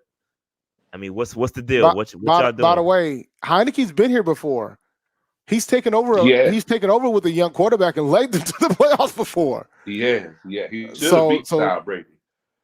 But I mean, I think it put us in a very tough situation. Now we gotta hope that Tampa Bay loses at least 2 games. We got New Orleans for the last game of the season. But it's a catch-22 because at the end of the day, you know, I don't know if anybody, you know, from that's in the comments have watched my show, but we have a chant and it's hey ho ho, Arthur Smith has got to go. Smith has got to go. I'll be watching that. That's it, bro. That's it. You know, you can't go if y'all win the division. I know it. So Arthur Blank came out and said unless there's a collapse at the end of the season, Arthur Smith will still be the head coach. So, oh wow. I mean, we kind of in a win-win situation because I feel like if we have the Cowboys in the playoffs, I feel like we could beat the Cowboys. Well, anybody can beat the Cowboys. I mean, they don't know how to win playoff games, so anybody can beat the Cowboys. Like exactly, and they can't stop the run. You know, no, like their defensive line playing like our defensive line was on Sunday. So yeah, you know, it's one of those things. So I mean, if we don't make the playoffs, most likely we'll be drafting our future quarterback. With the top. Who do you like? Who do you like? I mean, everybody talking about Jaden Daniels, but I mean, you know, we went to North Carolina. I met Drake May, went out to dinner with him.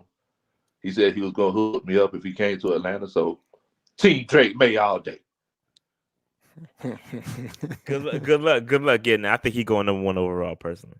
I think he's going over Caleb. You don't think Caleb's going first? I think so. I think I heard. Well, I don't know if Caleb is gonna stay in school or not. I heard he might transfer. This is a super rumor, but I heard he might transfer. And this is, again, I don't know this to be true, but I heard he might transfer to Ohio State, bro. NIL, bro. NIL's changed this thing. Changed. It's real, bro. It's real. You know, I'm in these FCS streets. They look, them cats are getting going. Them cats are leaving. The best players in FCS are trying to head up to P5, trying to head up to G5, to try to get some money or an opportunity to play in the league. Bro, it's like we going through that right now with my cousin, man. It's like I can't even say the numbers, but we have all kind of numbers thrown at us right now. Like it's ridiculous. It's crazy. Hey, supposedly Marvin Harrison. I don't know how true it is, but supposedly Marvin Harrison's NIL deal costs just as much as what the rookie deal would be. So he's thinking about sitting another. That's what they're saying. That's what they're saying, that his whatever NIL deal could match his rookie deal. Which is wild. That's bananas. Why would you leave? I wouldn't leave, bro. I'm enjoying college if that's the case. Bro. Yeah. I'm staying in college, man. I'm staying. So that'd be good for us. But yeah, man. So man, Lo, it's tough for y'all, bro. It's tough. I mean, I know we bad, but it can be pretty low, pun intended. To lose to a team like the Carolina Panthers as bad as we are. Bro, it's like when everybody was talking about and was upset that we lost to y'all, it didn't really bother me. Because number one, y'all have been in games. It's just mistakes that have been made and crucial points of the game. And number two, once again, it's a divisional game. Number three, y'all don't like us. So of course, y'all would throw everything at us to try to get this dub. And I hate y'all. I do anything to replace y'all. Yeah, they were out. They were, they talked to the team about playing a meaningless game, and they were pretty adamant about spoiling y'all Spoilers. season. So they They're were out here trying to playing. spoil. They out here trying to spoil Yeah, cats, yo. they were playing Yeah. motivated, yo. So we Yeah, just wanted so, it more than y'all I did. mean, yeah, man. I mean, so that's what I'm saying. It's bro, like every week you go out there, man, it's a fight. And you know, I've been part of really great teams, like state championship teams. I've been part of I was some gonna say terrible because you teams. couldn't have been talking about the Falcons, but my bad. Go ahead. I thought that's where you was going. I was like, you must be talking about Leaf. But go ahead. My bad. I ain't mean to cut you off. I'm crying. But I mean, basically, you know, it's one of the situations where it's like, bro, whenever you get halfway through the first quarter, I'm not thinking about what your record is. Right. You know what You I'm in the saying? game. I'm not thinking about that. We halfway through the first quarter. I'm thinking about this guy that's across from me. If he's whipping up on me, I'm trying to figure out how I can get the best of him, or if I'm whipping up on him, you know what I'm gonna say to him next. Like that's what it is. So I mean, it's you know, any week, bro, any week, anything can happen. Yeah, man. But all right, Lo. Hey, appreciate you jumping on with us, man. I didn't know I appreciate you coming. I appreciate you showing up, man. I know. Oh yeah, man. Y'all already know I'm finna show up and show out. I'm from Atlanta, but we ain't never scared. I was just down there, man. Oh, you was? Yeah, I was down there for the DreamHack Festival, Celebration Bowl, Band of the Year. I was down there. I flew back Sunday, late Sunday. You should have told me you were down here, man. I would have had you taken care of. Ah, man. This weekend was crazy, bro. Crazy. I mean, you know, no said Dave, you just didn't want to hang out with the po folks. I understand. No, because I don't want to hear all that Falcon shit talk, and then y'all catch the fade on Sunday. Wow, Dave. I'll joke aside, man. It's been super busy. I've been covering stuff. I do HBCU stuff too. Now it's been crazy this weekend. Insanity this weekend. Definitely, man. Definitely. Well, look, man, I appreciate y'all having me on, man. But before you go, I got to do this one super chat. What up, Big Low? How Riddle looking? LOL. Da-da-da. That's a Superman chat. Nah, man, they was passing out Superman L's on the joint after the stream. Superman L's. They was passing out Superman L's. What in the world? What?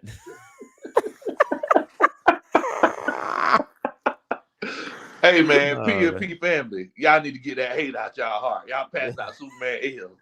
Well, real talk. I ain't gonna front. I've been utilizing that quote all weekend because since A&T won that Band of the Year, all the hate I've seen. Oh my goodness. That was crazy. Yeah. But all right, Lo, hey, we'll holler at y'all. We got a couple more topics we gotta get to. Before you leave, let the people know where they can find your stuff, man. Hey man, you already know what time it is, man. It's Big Low Country. Y'all come and check us out at Big Low Country Sports. You know, we do it big. It's the only place where, you know, we're going to talk about, you know, the actual X's and O's of football, and you'll probably get a good concert as well, you know. So I was just going to say that because them boys were singing. Coach Ronnie was over there singing the other day. I was like, y'all boys was singing. That thing, bro. Well, y'all was singing over there. All right, man. But look, y'all take it easy, man. All right, man. Be good. All right, Big Low. Have a good one, boss. Yeah, man. That's dope. Shout out to Big Low for coming through, man. He is a man of his word. That's a tough thing to do, bro, to come through, especially losing to a team like the Carolina Panthers, as bad as our season going. Man of his word. So, Dave, real quick, we got a couple other topics, and shout out to everybody. We finished up with Troy Hill. That was the last stock up I had anyway. So let's go ahead. We got a couple more topics, and then we'll wrap up and get up out of here. We talked about we recapped the game. Dave, have you heard about the Race Bowl? No. Dave, where you been, bro? I've been in Atlanta all weekend dealing with like the chaos. The chaos. All right. Just give me a quick breakdown. I might have heard it, but I didn't hear it as a Race Bowl. Shout out to Rashard Mendenhall, who posted a tweet about. It's basically he said he wants, instead of doing the Pro Bowl, we want to do an all-white Pro Bowl versus the all-black Pro Bowl. Oh my God, Dave. So what do you think about Team Black versus Team White? So here's my thing. I wanted to be like the Chappelle skit with the racial draft. I want to be able to make trades. And the first trade I would do, I would trade for I would trade for Christian McCaffrey. Nah, know what I'm bro. saying? You can't take that elite player, bro. No. It's not about that. It's just an elite player in a position where you don't expect those type of players to be elite, so you make the trade. You know, Nah, bro. Nah. but no trade, straight up and down. What you thinking, bro? I mean, All Blacks gonna win. Like it's not even. I don't think it's gonna be close. I think. I thought that joint was her. I thought it was pretty funny. I thought it was hilarious. Yeah, I remember seeing a tweet. I was like, "There's no way this is a thing." I found a guy with the on Instagram, TikTok talking about it. And he was breaking down the. But we're talking current. We're talking current NFL players. Yeah. All right, cool. So I ain't got to worry about loot. I ain't got to worry about. You know what the biggest issue they're gonna have? No, they ain't got no corners. Yeah, they ain't got no corners, bro. Jason Sehorn is not walking through that door. He's not. They ain't got no cornerbacks, bro. That's gonna be tough. That is gonna be tough. But at the same time, with the problem we got as coaches, Dave, we ain't who go. We got coaches. We just don't hire them. We got coaches. We got Tomlin. I'll use Tomlin. Okay. I got Tomlin. We ain't got no Shanahan walking around, bro. We ain't got no Shanahan, but you know what we got? We got Tomlin. Now he's gonna get all the best black defensive players, the best black offensive players. We're gonna be fine. Yeah. Who's gonna return for them? That joint was funny. Oh, you know what we don't have? You know what we don't have? I don't think we have. Do we have any black kickers in the league? We used to have a black punter. Yeah, we can't go on for two. Going for two all the time. Going for fourth downs. We gonna have to do it all. Like, because we ain't got no kickers. We ain't got no punters. We got a coach. Like we can bring, like, if y'all don't like Tomlin, we got Mike McDaniel, baby. Because they definitely counted him as black when they put that minority coach list up. We got Mike McDaniel, man. Yeah. So we good. That joke was pretty funny. It was funny, man. It was funny. I saw it, bro. He was breaking it down, man. My man was breaking the joint down. He was getting all the white players. It was funny, bro. I was dying. He was talking about guys that would. It's like, now y'all got to keep Mahomes. It was funny. It was good stuff. It was good stuff, man. It was funny. I know what the sad part is, though. The sad part is that Mendenhall was serious, but everything else that came after that was hilarious. Pretty funny. I believe it. I didn't go to. I just saw the tweet from Mendenhall. I didn't dig into the tweets. I just know if it ever was something like that, we wouldn't have any kickers. Nah, no kickers. We wouldn't have no punters. I think they said Justin Reed. Justin Reed. So we'll be fine. All right. Because I remember the Raiders used to have a black punter. My man did. Real quick, Dave. My man did have CMC playing both ways. He said CMC got to play a cornerback. That joke was funny, bro. Hilarious. It was hilarious, bro. Hilarious. It was hilarious, bro. But yeah, man. Good. It's good stuff. Good stuff, man. But it's all jokes. It's funny. Like, everybody's relaxed. So what? How do we handle Hispanics? Because technically that means we can have Panero, right? I don't know, bro. I don't know. I mean, technically, if we're doing minorities versus non-minorities, we kind of true. That's kind of true. So we can find. We'll have a kicker. We'll have. We'll destroy them cats, man. We can close. Bro, Seeker, I saw a white dude break the whole thing down on TikTok. And it was funny. It's funny, bro. Just relax. It's not that serious. We're joking. It's okay. Obviously, it's fun. It's funny. Jokes. It's just funny. Jokes, guys. It's funny. Okay. Everybody relax. All right. Here we go. Let's move on. Oh, my bad. Let's skip one. I must have deleted it. But Dave, real quick, let's talk about David Tepper. David Tepper, according to reports, David Tepper has spent extensive time with Ben Johnson's agent at the NFL meetings. Okay. So it appears that Dave Tepper is all in on Ben Johnson. Dave, what are your thoughts on that? Remember what I just said about Evero? What did you say? And how does it correlate to Ben Johnson? I don't see Ben Johnson coming here if he's got to keep Evero. I don't. I could be wrong, and that's okay. But I don't see a scenario where if we hire Ben Johnson, Evero's going to be our DC. I think at that point, Evero, especially if Evero gets opportunities outside, I think Evero's gone. Forget about Evero and just what about Ben Johnson as head coach in general?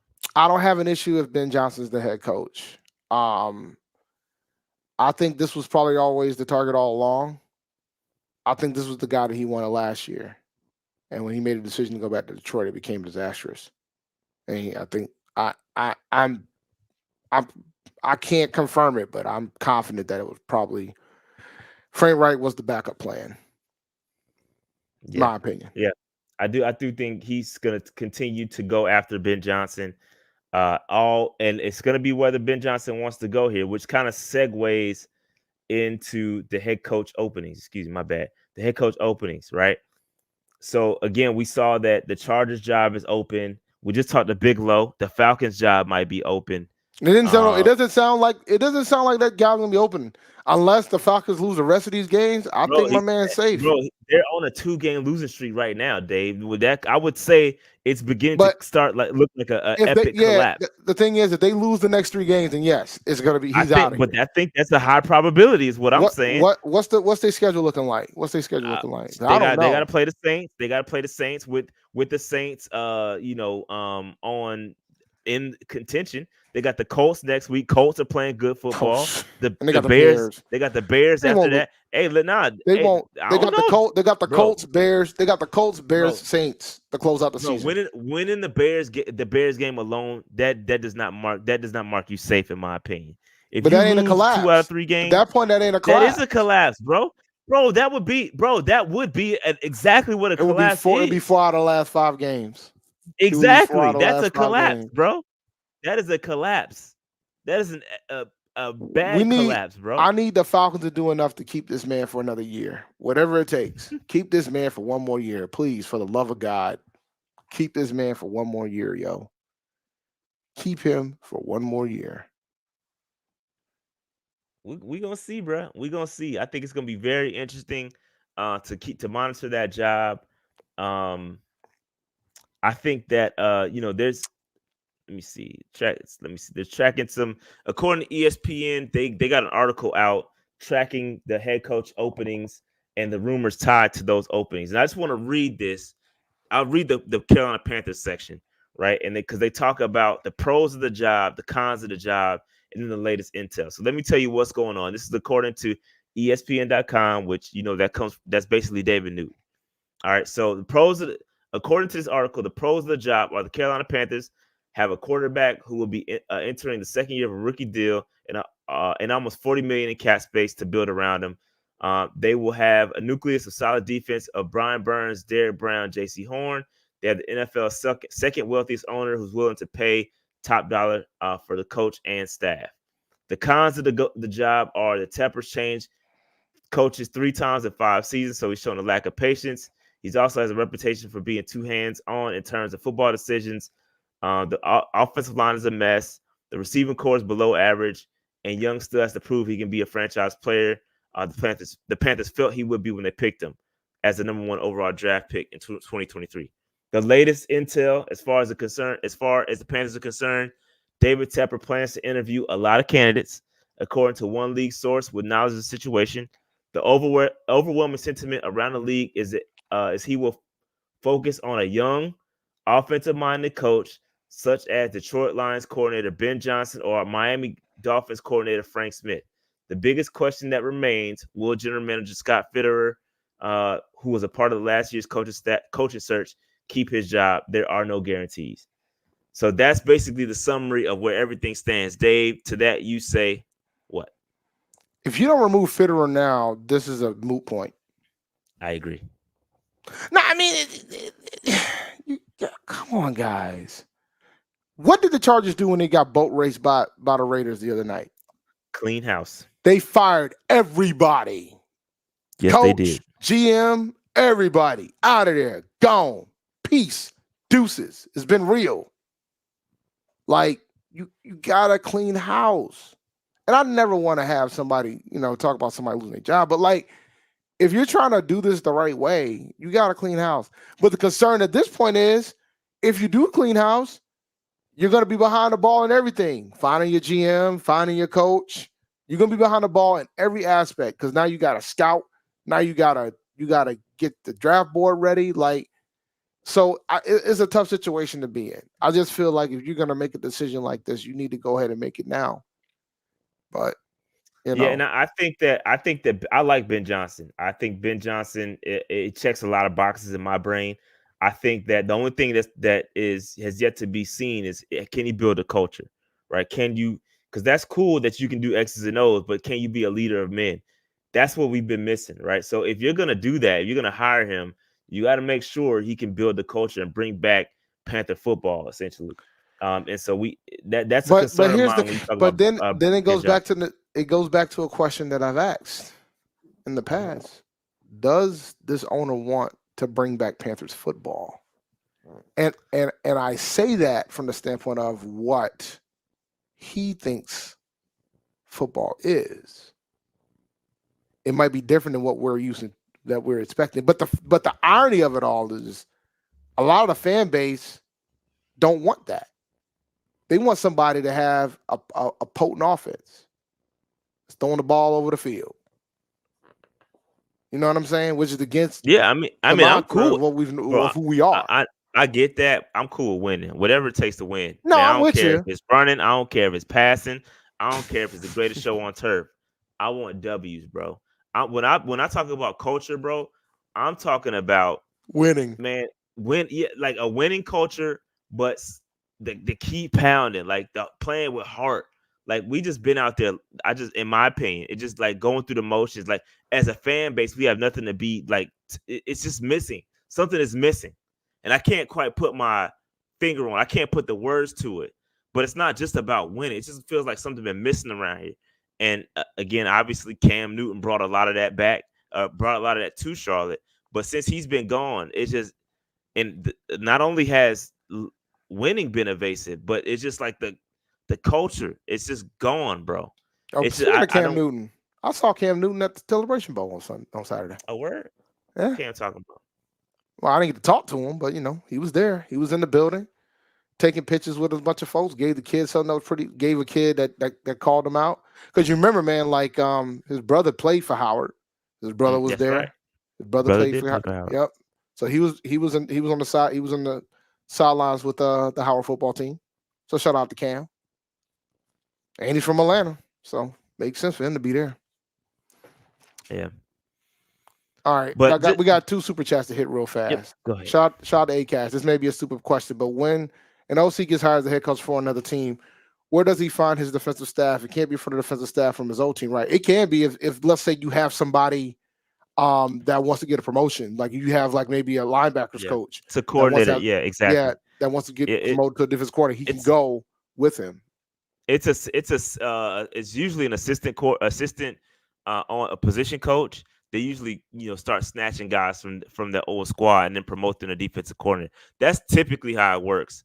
I don't know what's going to happen. I'm not saying that because if you recall back to the last situation, David Tepper said, "Hey, this is the staff you need to work with." So he could say, "Hey, Ben, I already got our defense is solid here," which could be an epic mistake. It could be a terrible mistake, by the way. Now, this is what could happen. Let me talk this out because now puzzle pieces are starting to come into my brain. So let's talk this out hypothetically. We talked about Evero and what could make sense. Now, Tepper could say this: "All right, Ben, here's the deal. I need you to come in and be the head coach for the Carolina Panthers and offensive coordinator. I already got a defensive coordinator that I need to be here for one more year so that I can get some comp picks. So I need you to work with him for 1 year, but I also need you to bring in some guys that you work with, maybe in Detroit, to give them like maybe assistant DC so you can learn from this guy and maybe kind of implement your own things and then maybe transition it from that point." I'm not saying it's going to work, but I firmly believe that in Tepper's brain, because he wants those picks, bro. He's going to want. He wants them all. And it might not work. I'm not saying it's going to work. I'm just telling you what could happen. But then I can argue. In that case, you should keep Thomas Brown. Same thing. He might. No way. Might. There's no way. There's no way. I agree with you, Dave, but he might, bro. And the thing is, I could see a scenario where Ben Johnson actually might be okay with it. I mean, if you look at Dan Campbell's staff, bro, Dan Campbell. So I could see it potentially. It could happen. The more I think about it, I could see the scenario, but I just think that Evero's going to get an opportunity to be a head coach. I do next think year. he's going to get some interviews. He's going to get some interviews. Like and that's why I'm so gung ho about it. If you want him as a coach, you're going to have to hire him as one, because I don't think he's gonna be around for an additional year. I think somebody might do it, and it might be somebody that don't want Tepper to get them comp picks. Go ahead and do it real fast, because he can coach. He's proven that. Oh, defense is number 3 in the NFL right now, bro. Yeah, total yards. In total yards, like he has enough to show. He did it in Denver. He's doing it now. He's got enough. He's got enough.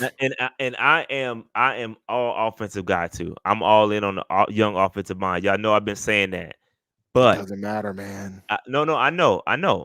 You gotta let me finish my point.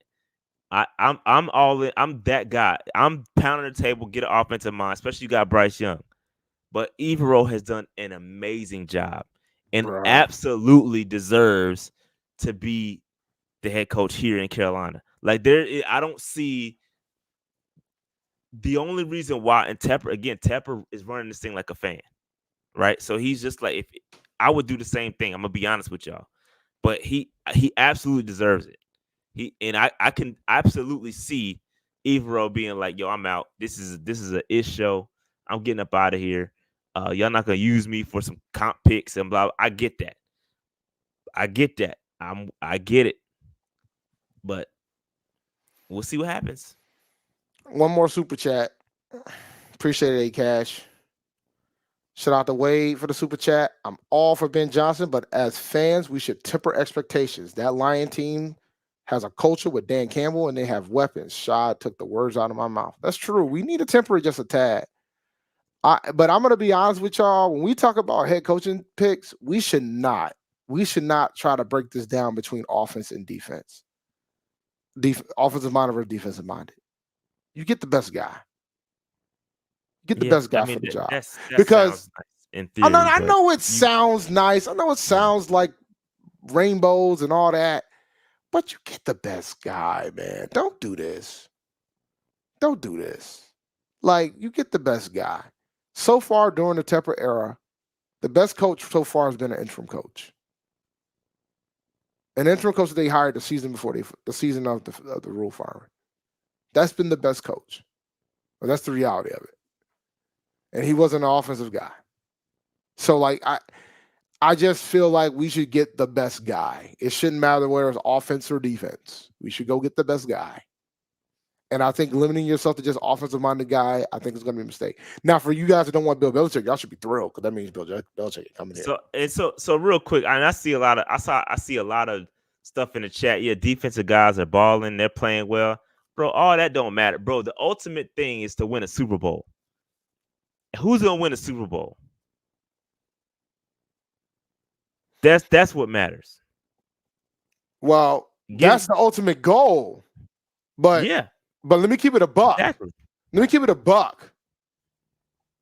Dog, we ain't had to win a record. We ain't been to playoffs. That. I understand that. You're right. Like, I want the best coach that can at least do that first. No, I don't. Because the thing is, you're talking about baby steps. Because what you want to just I'm gonna take this mediocre step just so I can make to the playoffs. The ultimate goal is to win a Super Bowl. You do what it takes to win a Super Bowl, bro. You don't just let me hire a defensive coach so I can we got an owner. We got an owner. But we got an owner right now that can't even be patient enough to give somebody time to do the job. I understand that. I'm not talking about that. I'm talking about offensive. We can't keep bringing We can't keep bringing offensive-minded people here to try to set up a scheme that that's going to take time. We only did it one time, bro. Like, we only had one offensive-minded head coach, right? And that's Frank Reich who got clipped. Clipped. One would think, bro. The game has changed, bro. The game has changed. Are we gonna do this? The game has changed, bro, and y'all know it. young offensive-minded coaches are getting it done. And I don't need to sit up here and explain to y'all why. And y'all see what's happening. Hell, y'all say D'Amico Ryans is doing. I went up and say, hell, look what Mike McDaniel's doing. Okay, who's gonna be in a better situation?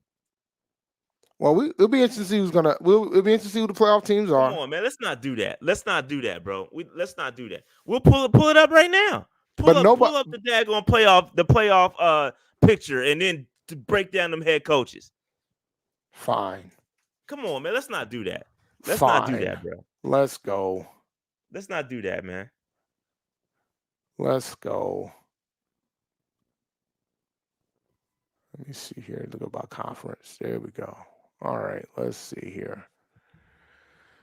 All right. Let me go ahead and present. Shout out here. He's on his.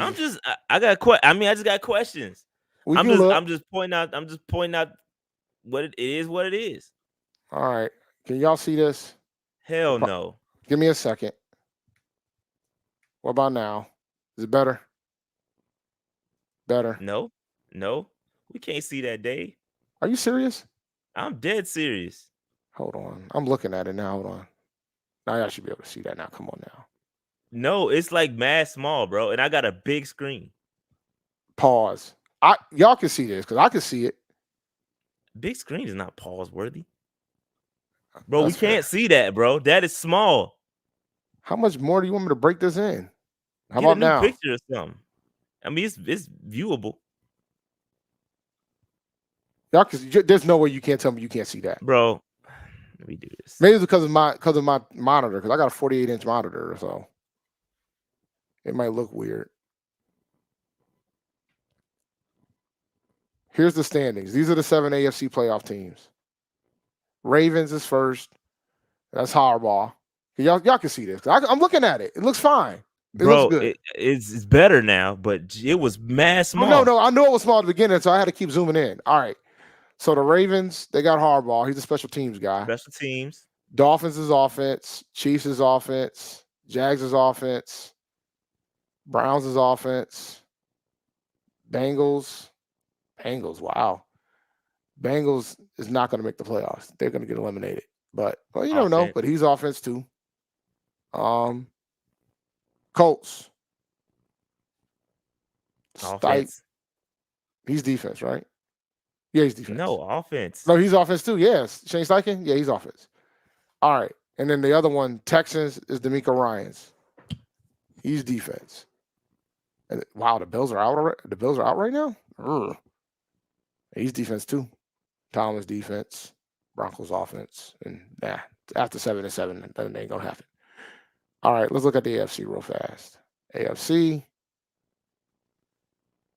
49ers offense, Cowboys offense, Lions offense, Bucks defense, Eagles offense, Vikings offense. Yeah, all right, you win. I can't compete with that. McVay's offense, Seahawks is defense, but Seahawks could sneak in. But most of these coaches are offensive coaches that are in these standards. I can't argue against it at this point. They're not all young offensive minds, but there's a lot of offense there. So, all right, fine. You win. I'm just saying, bro, the trend is the trend. I get it. I get what y'all saying. But that's just the reality of the situation.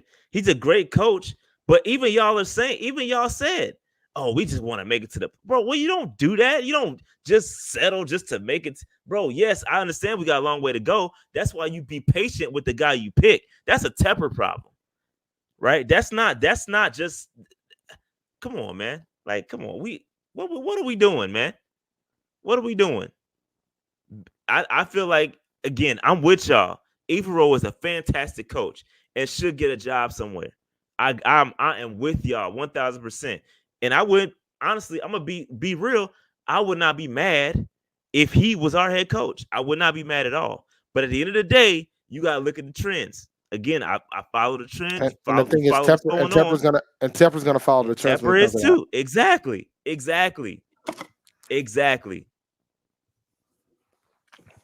Bro, come on. We're gonna do this, bro. I get it. I understand bro. Y'all gonna make me turn into the bad guy, bro. I understand It's overdue. Wilkes was a great coach. I understand that. He almost got us to the playoffs. Almost. But there is a ceiling to that. And we saw it with Ron Rivera. We saw it. There is a ceiling to that. Almost 10 years ago with Ron Rivera, his time ran out, bruh. We'll see, man. Look. Bro, come on, man. It is about the best coach, but the best coaches be daggone offensive. Like we just went through it. It's about winning. Ultimately, it's about winning a Super Bowl. Best coach, yes, but ultimately, it's about winning Super Bowls, bro. All I know is this, and all I know is this. We hired Frank Wright.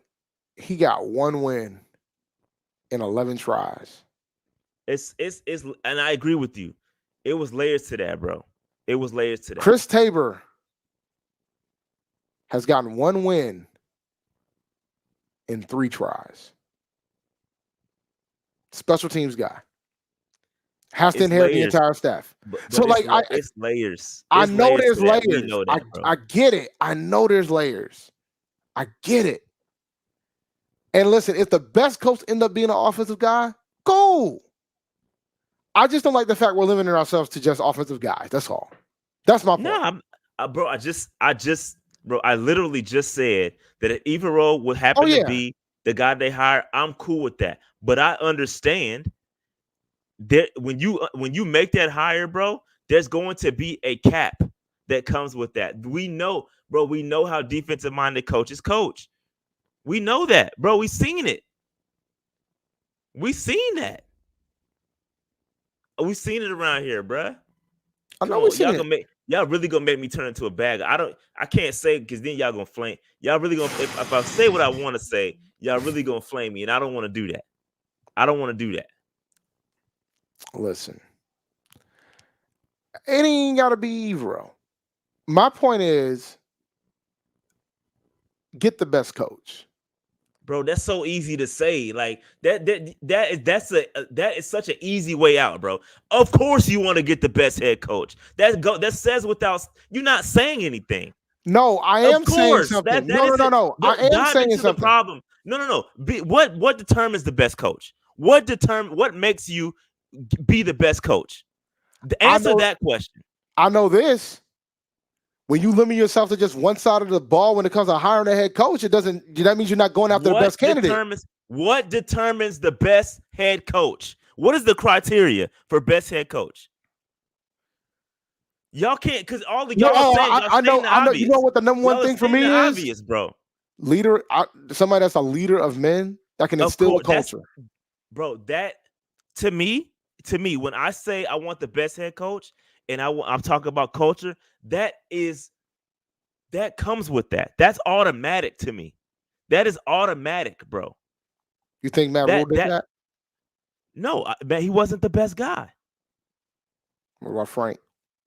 And see, okay, so hold on. So stay right there, Dave, because I think you backed yourself into a corner. Now I'm about to cook you, because Matt Rule was a leader of men. Matt Rule was everything that you just said. That was Matt Rule that you just winner. I didn't say he was a winner. That's everything that you just said. That was Matt Rule. Everything that you just said, that was Matt Rule. Of course, you want that. That's bro. That's what else? What else determines the best head coach? Let's get down to brass tacks. What determines the best head coach? I want somebody that can come in, and while they're trying to do their system, that they set up the system that they want to set up, they're not going to try to put square peg round holes. If they know for a fact they ain't got the bodies that they have to run the system that they currently want to run, they can adjust and utilize the talents that what they currently have on the roster till they get their guys. Agreed. All right. And now, that being said, you know you got an owner right now that has no lick of patience. He's going to expect this thing to show some level of progress immediately. So it's imperative, whoever the hell you pick, whether it's an offensive guy, a special teams guy, or a defensive guy, they have to show progress with the roster that they have. They're not going to have to, it's not realistic to expect them to be able to flip this in a year with no first round pick. Like that's the facts of life, right? So whoever we hire has to show progress. I agree. Immediately. Do they have to make the playoffs? No, but they have to show legitimate progress. And so they can't take the risk that Frank did and expect he's going to get grace. We just saw that's not going to happen. So whoever the hell we pick is going to have to look at this roster, whether it's Ben Johnson, Evero, a defensive guy, an offensive guy, whoever this guy or this person is, will have to look at this roster and say, all right, this is what I want to do. It's going to take X. In the meantime, I got to do this. That's the coach I want. But Dave, you're exactly right. And I agree with everything you said. Whoever gets the head coach job needs time. But let's because everything y'all are saying, bro, that's all that's innate. That has to happen, right? But what it hasn't happened. It has not. It has not. It's happened once. Because Tepper with an interim coach. Because Tepper has not chosen the right people, right? He has not picked the right people, right? But what has to happen this next go round, when you get a guy, this is why Ben Johnson is the top of everybody's list. Because ultimately, it don't matter. It don't matter what you got defensively. It don't matter what you got. Everything is centered around who, Dave? Quarterback. Bingo. We already got a quarterback. You have to get the best out of that young man. And that, my friend, is most likely going to be an offensive-minded head coach. That's why you want an offensive guy. That's why, because guess what? Everything that you said is going to be able to work with. That's what's supposed to happen, right? Frank Reich didn't do that. And I think there's layers to that. Is when you can't pick your own, pick your own staff, there's layers to that, bro. But I think you don't think if you don't get a non-offensive head coach that defensive guy can't go get a guy? No, it's happening right now. It's happening right now with Houston. They did that. That's my point. So we know that we can make it work. Is my point. But how? So my question is, everybody who is second on everybody's list right now? Who is second on everybody's list right now? Probably the Dolphins guy. This guy. You think, slow it. So you think this guy right here won't get some offers? So what happens when this dude is gone? What happens to CJ Stroud when this dude gone? It'd be fascinating. D'Amico's gonna find somebody else. Like D'Amico's gonna have to hire another OC. Like, what do you think? Like, what do you think, man? The QB coach gets promoted. Like, what do you want me to tell you? Now get back here. Get back here, Rashad. We out here running. I'm not running.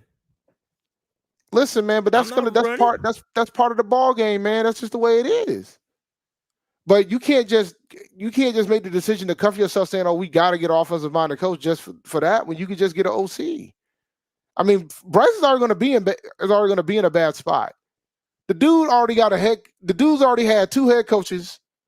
Luckily, he's finally got, and technically 2 offensive coordinators. You sit down and think about it. But the man already had 2 head coaches. Dude ain't even been here a season yet. And he's going to have his 3rd head coach coming soon to a theater near you.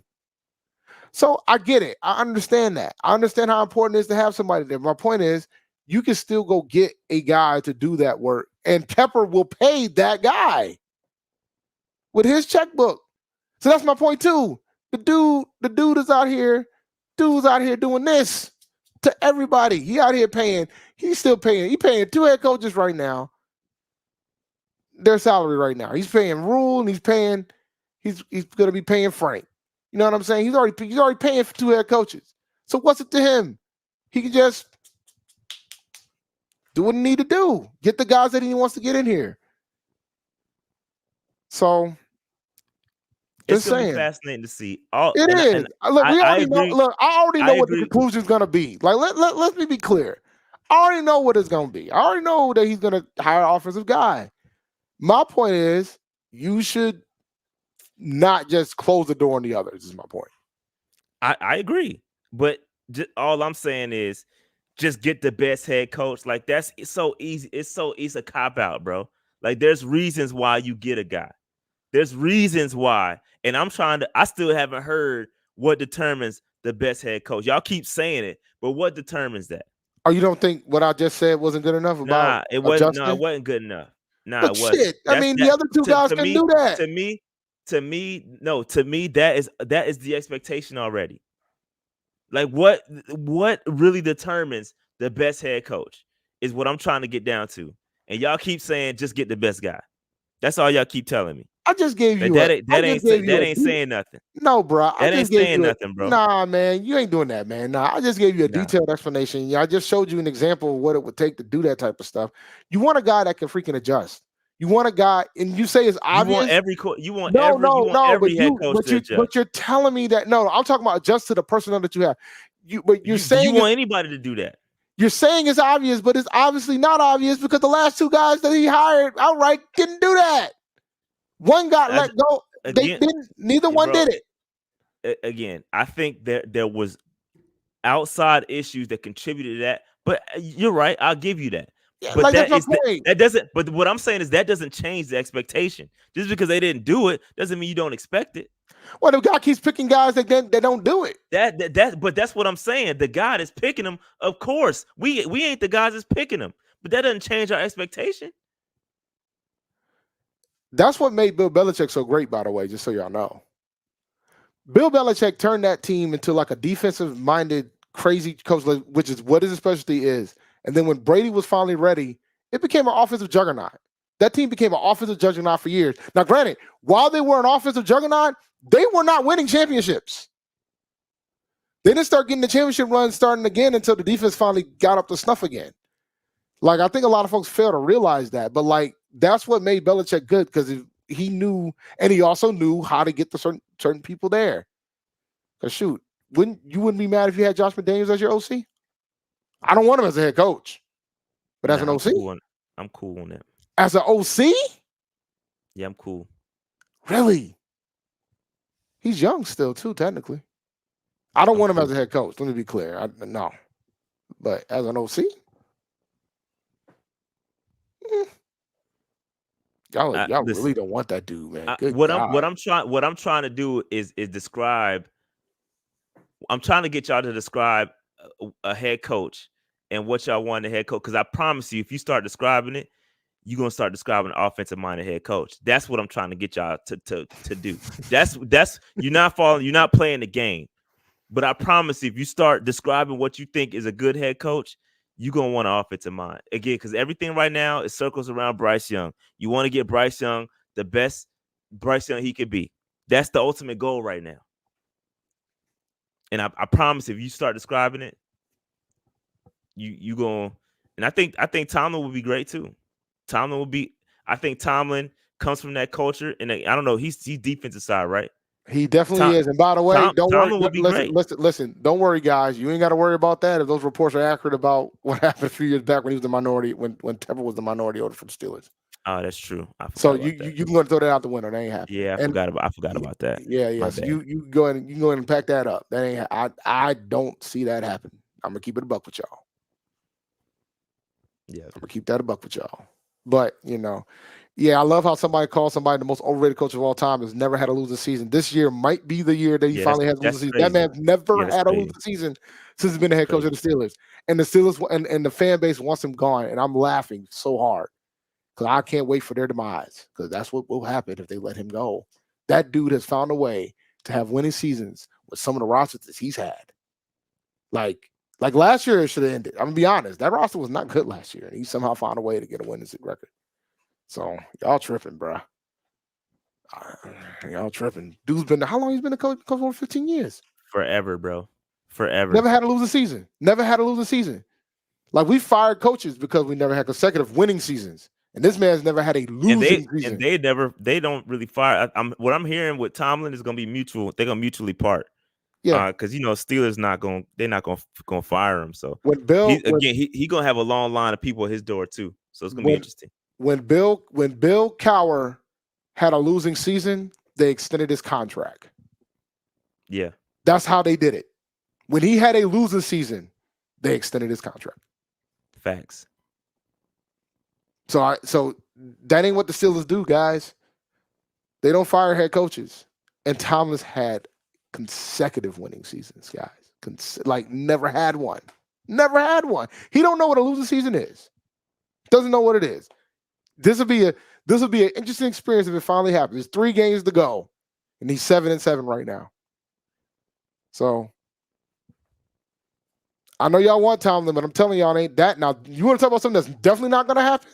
That ain't happening. Yeah, that ain't gonna happen, bro. If he was an offense-minded guy, that probably ain't happening. Like, I'm just saying, Nah, that ain't happening. That ain't happening. Y'all can go that one out in the winter and out the window. But all right, Dave, I gotta shut this thing down because I gotta get up out of here. Make sure y'all hit that like button, subscribe button. I don't know if I'm going to the game or not because I might stream it. I'm not sure yet. Because it is Christmas Eve. I don't know if I'm gonna chill with the family. I don't know yet. So I'm make sure definitely you hit chilling that. with the family because I'm flying down to Myrtle Beach. I'm gonna try to definitely make P&P for Tuesday after Christmas. But yeah, nah. I'll be in Myrtle Beach hoping that I have internet. That's my bigger concern too.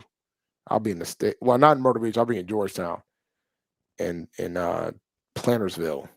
You know, ain't too much coverage down there. And if I have internet, I might have DSL. So it's gonna be rough sledding next week. All right, make sure you hit that like button, subscribe button, notification bell, all that good stuff, man. We up out of here. We'll holler at y'all. I don't know if I'm gonna do a morning huddle. I still gotta talk about the cap. So I might do a morning huddle tomorrow. I might not. So don't bake on it. Whenever there's news, I'll cover it. But yeah, man. So make sure you hit that like button, subscribe button. Have a Merry Christmas if we don't see y'all prior to that. That being said, we out of here. Peace. Peace.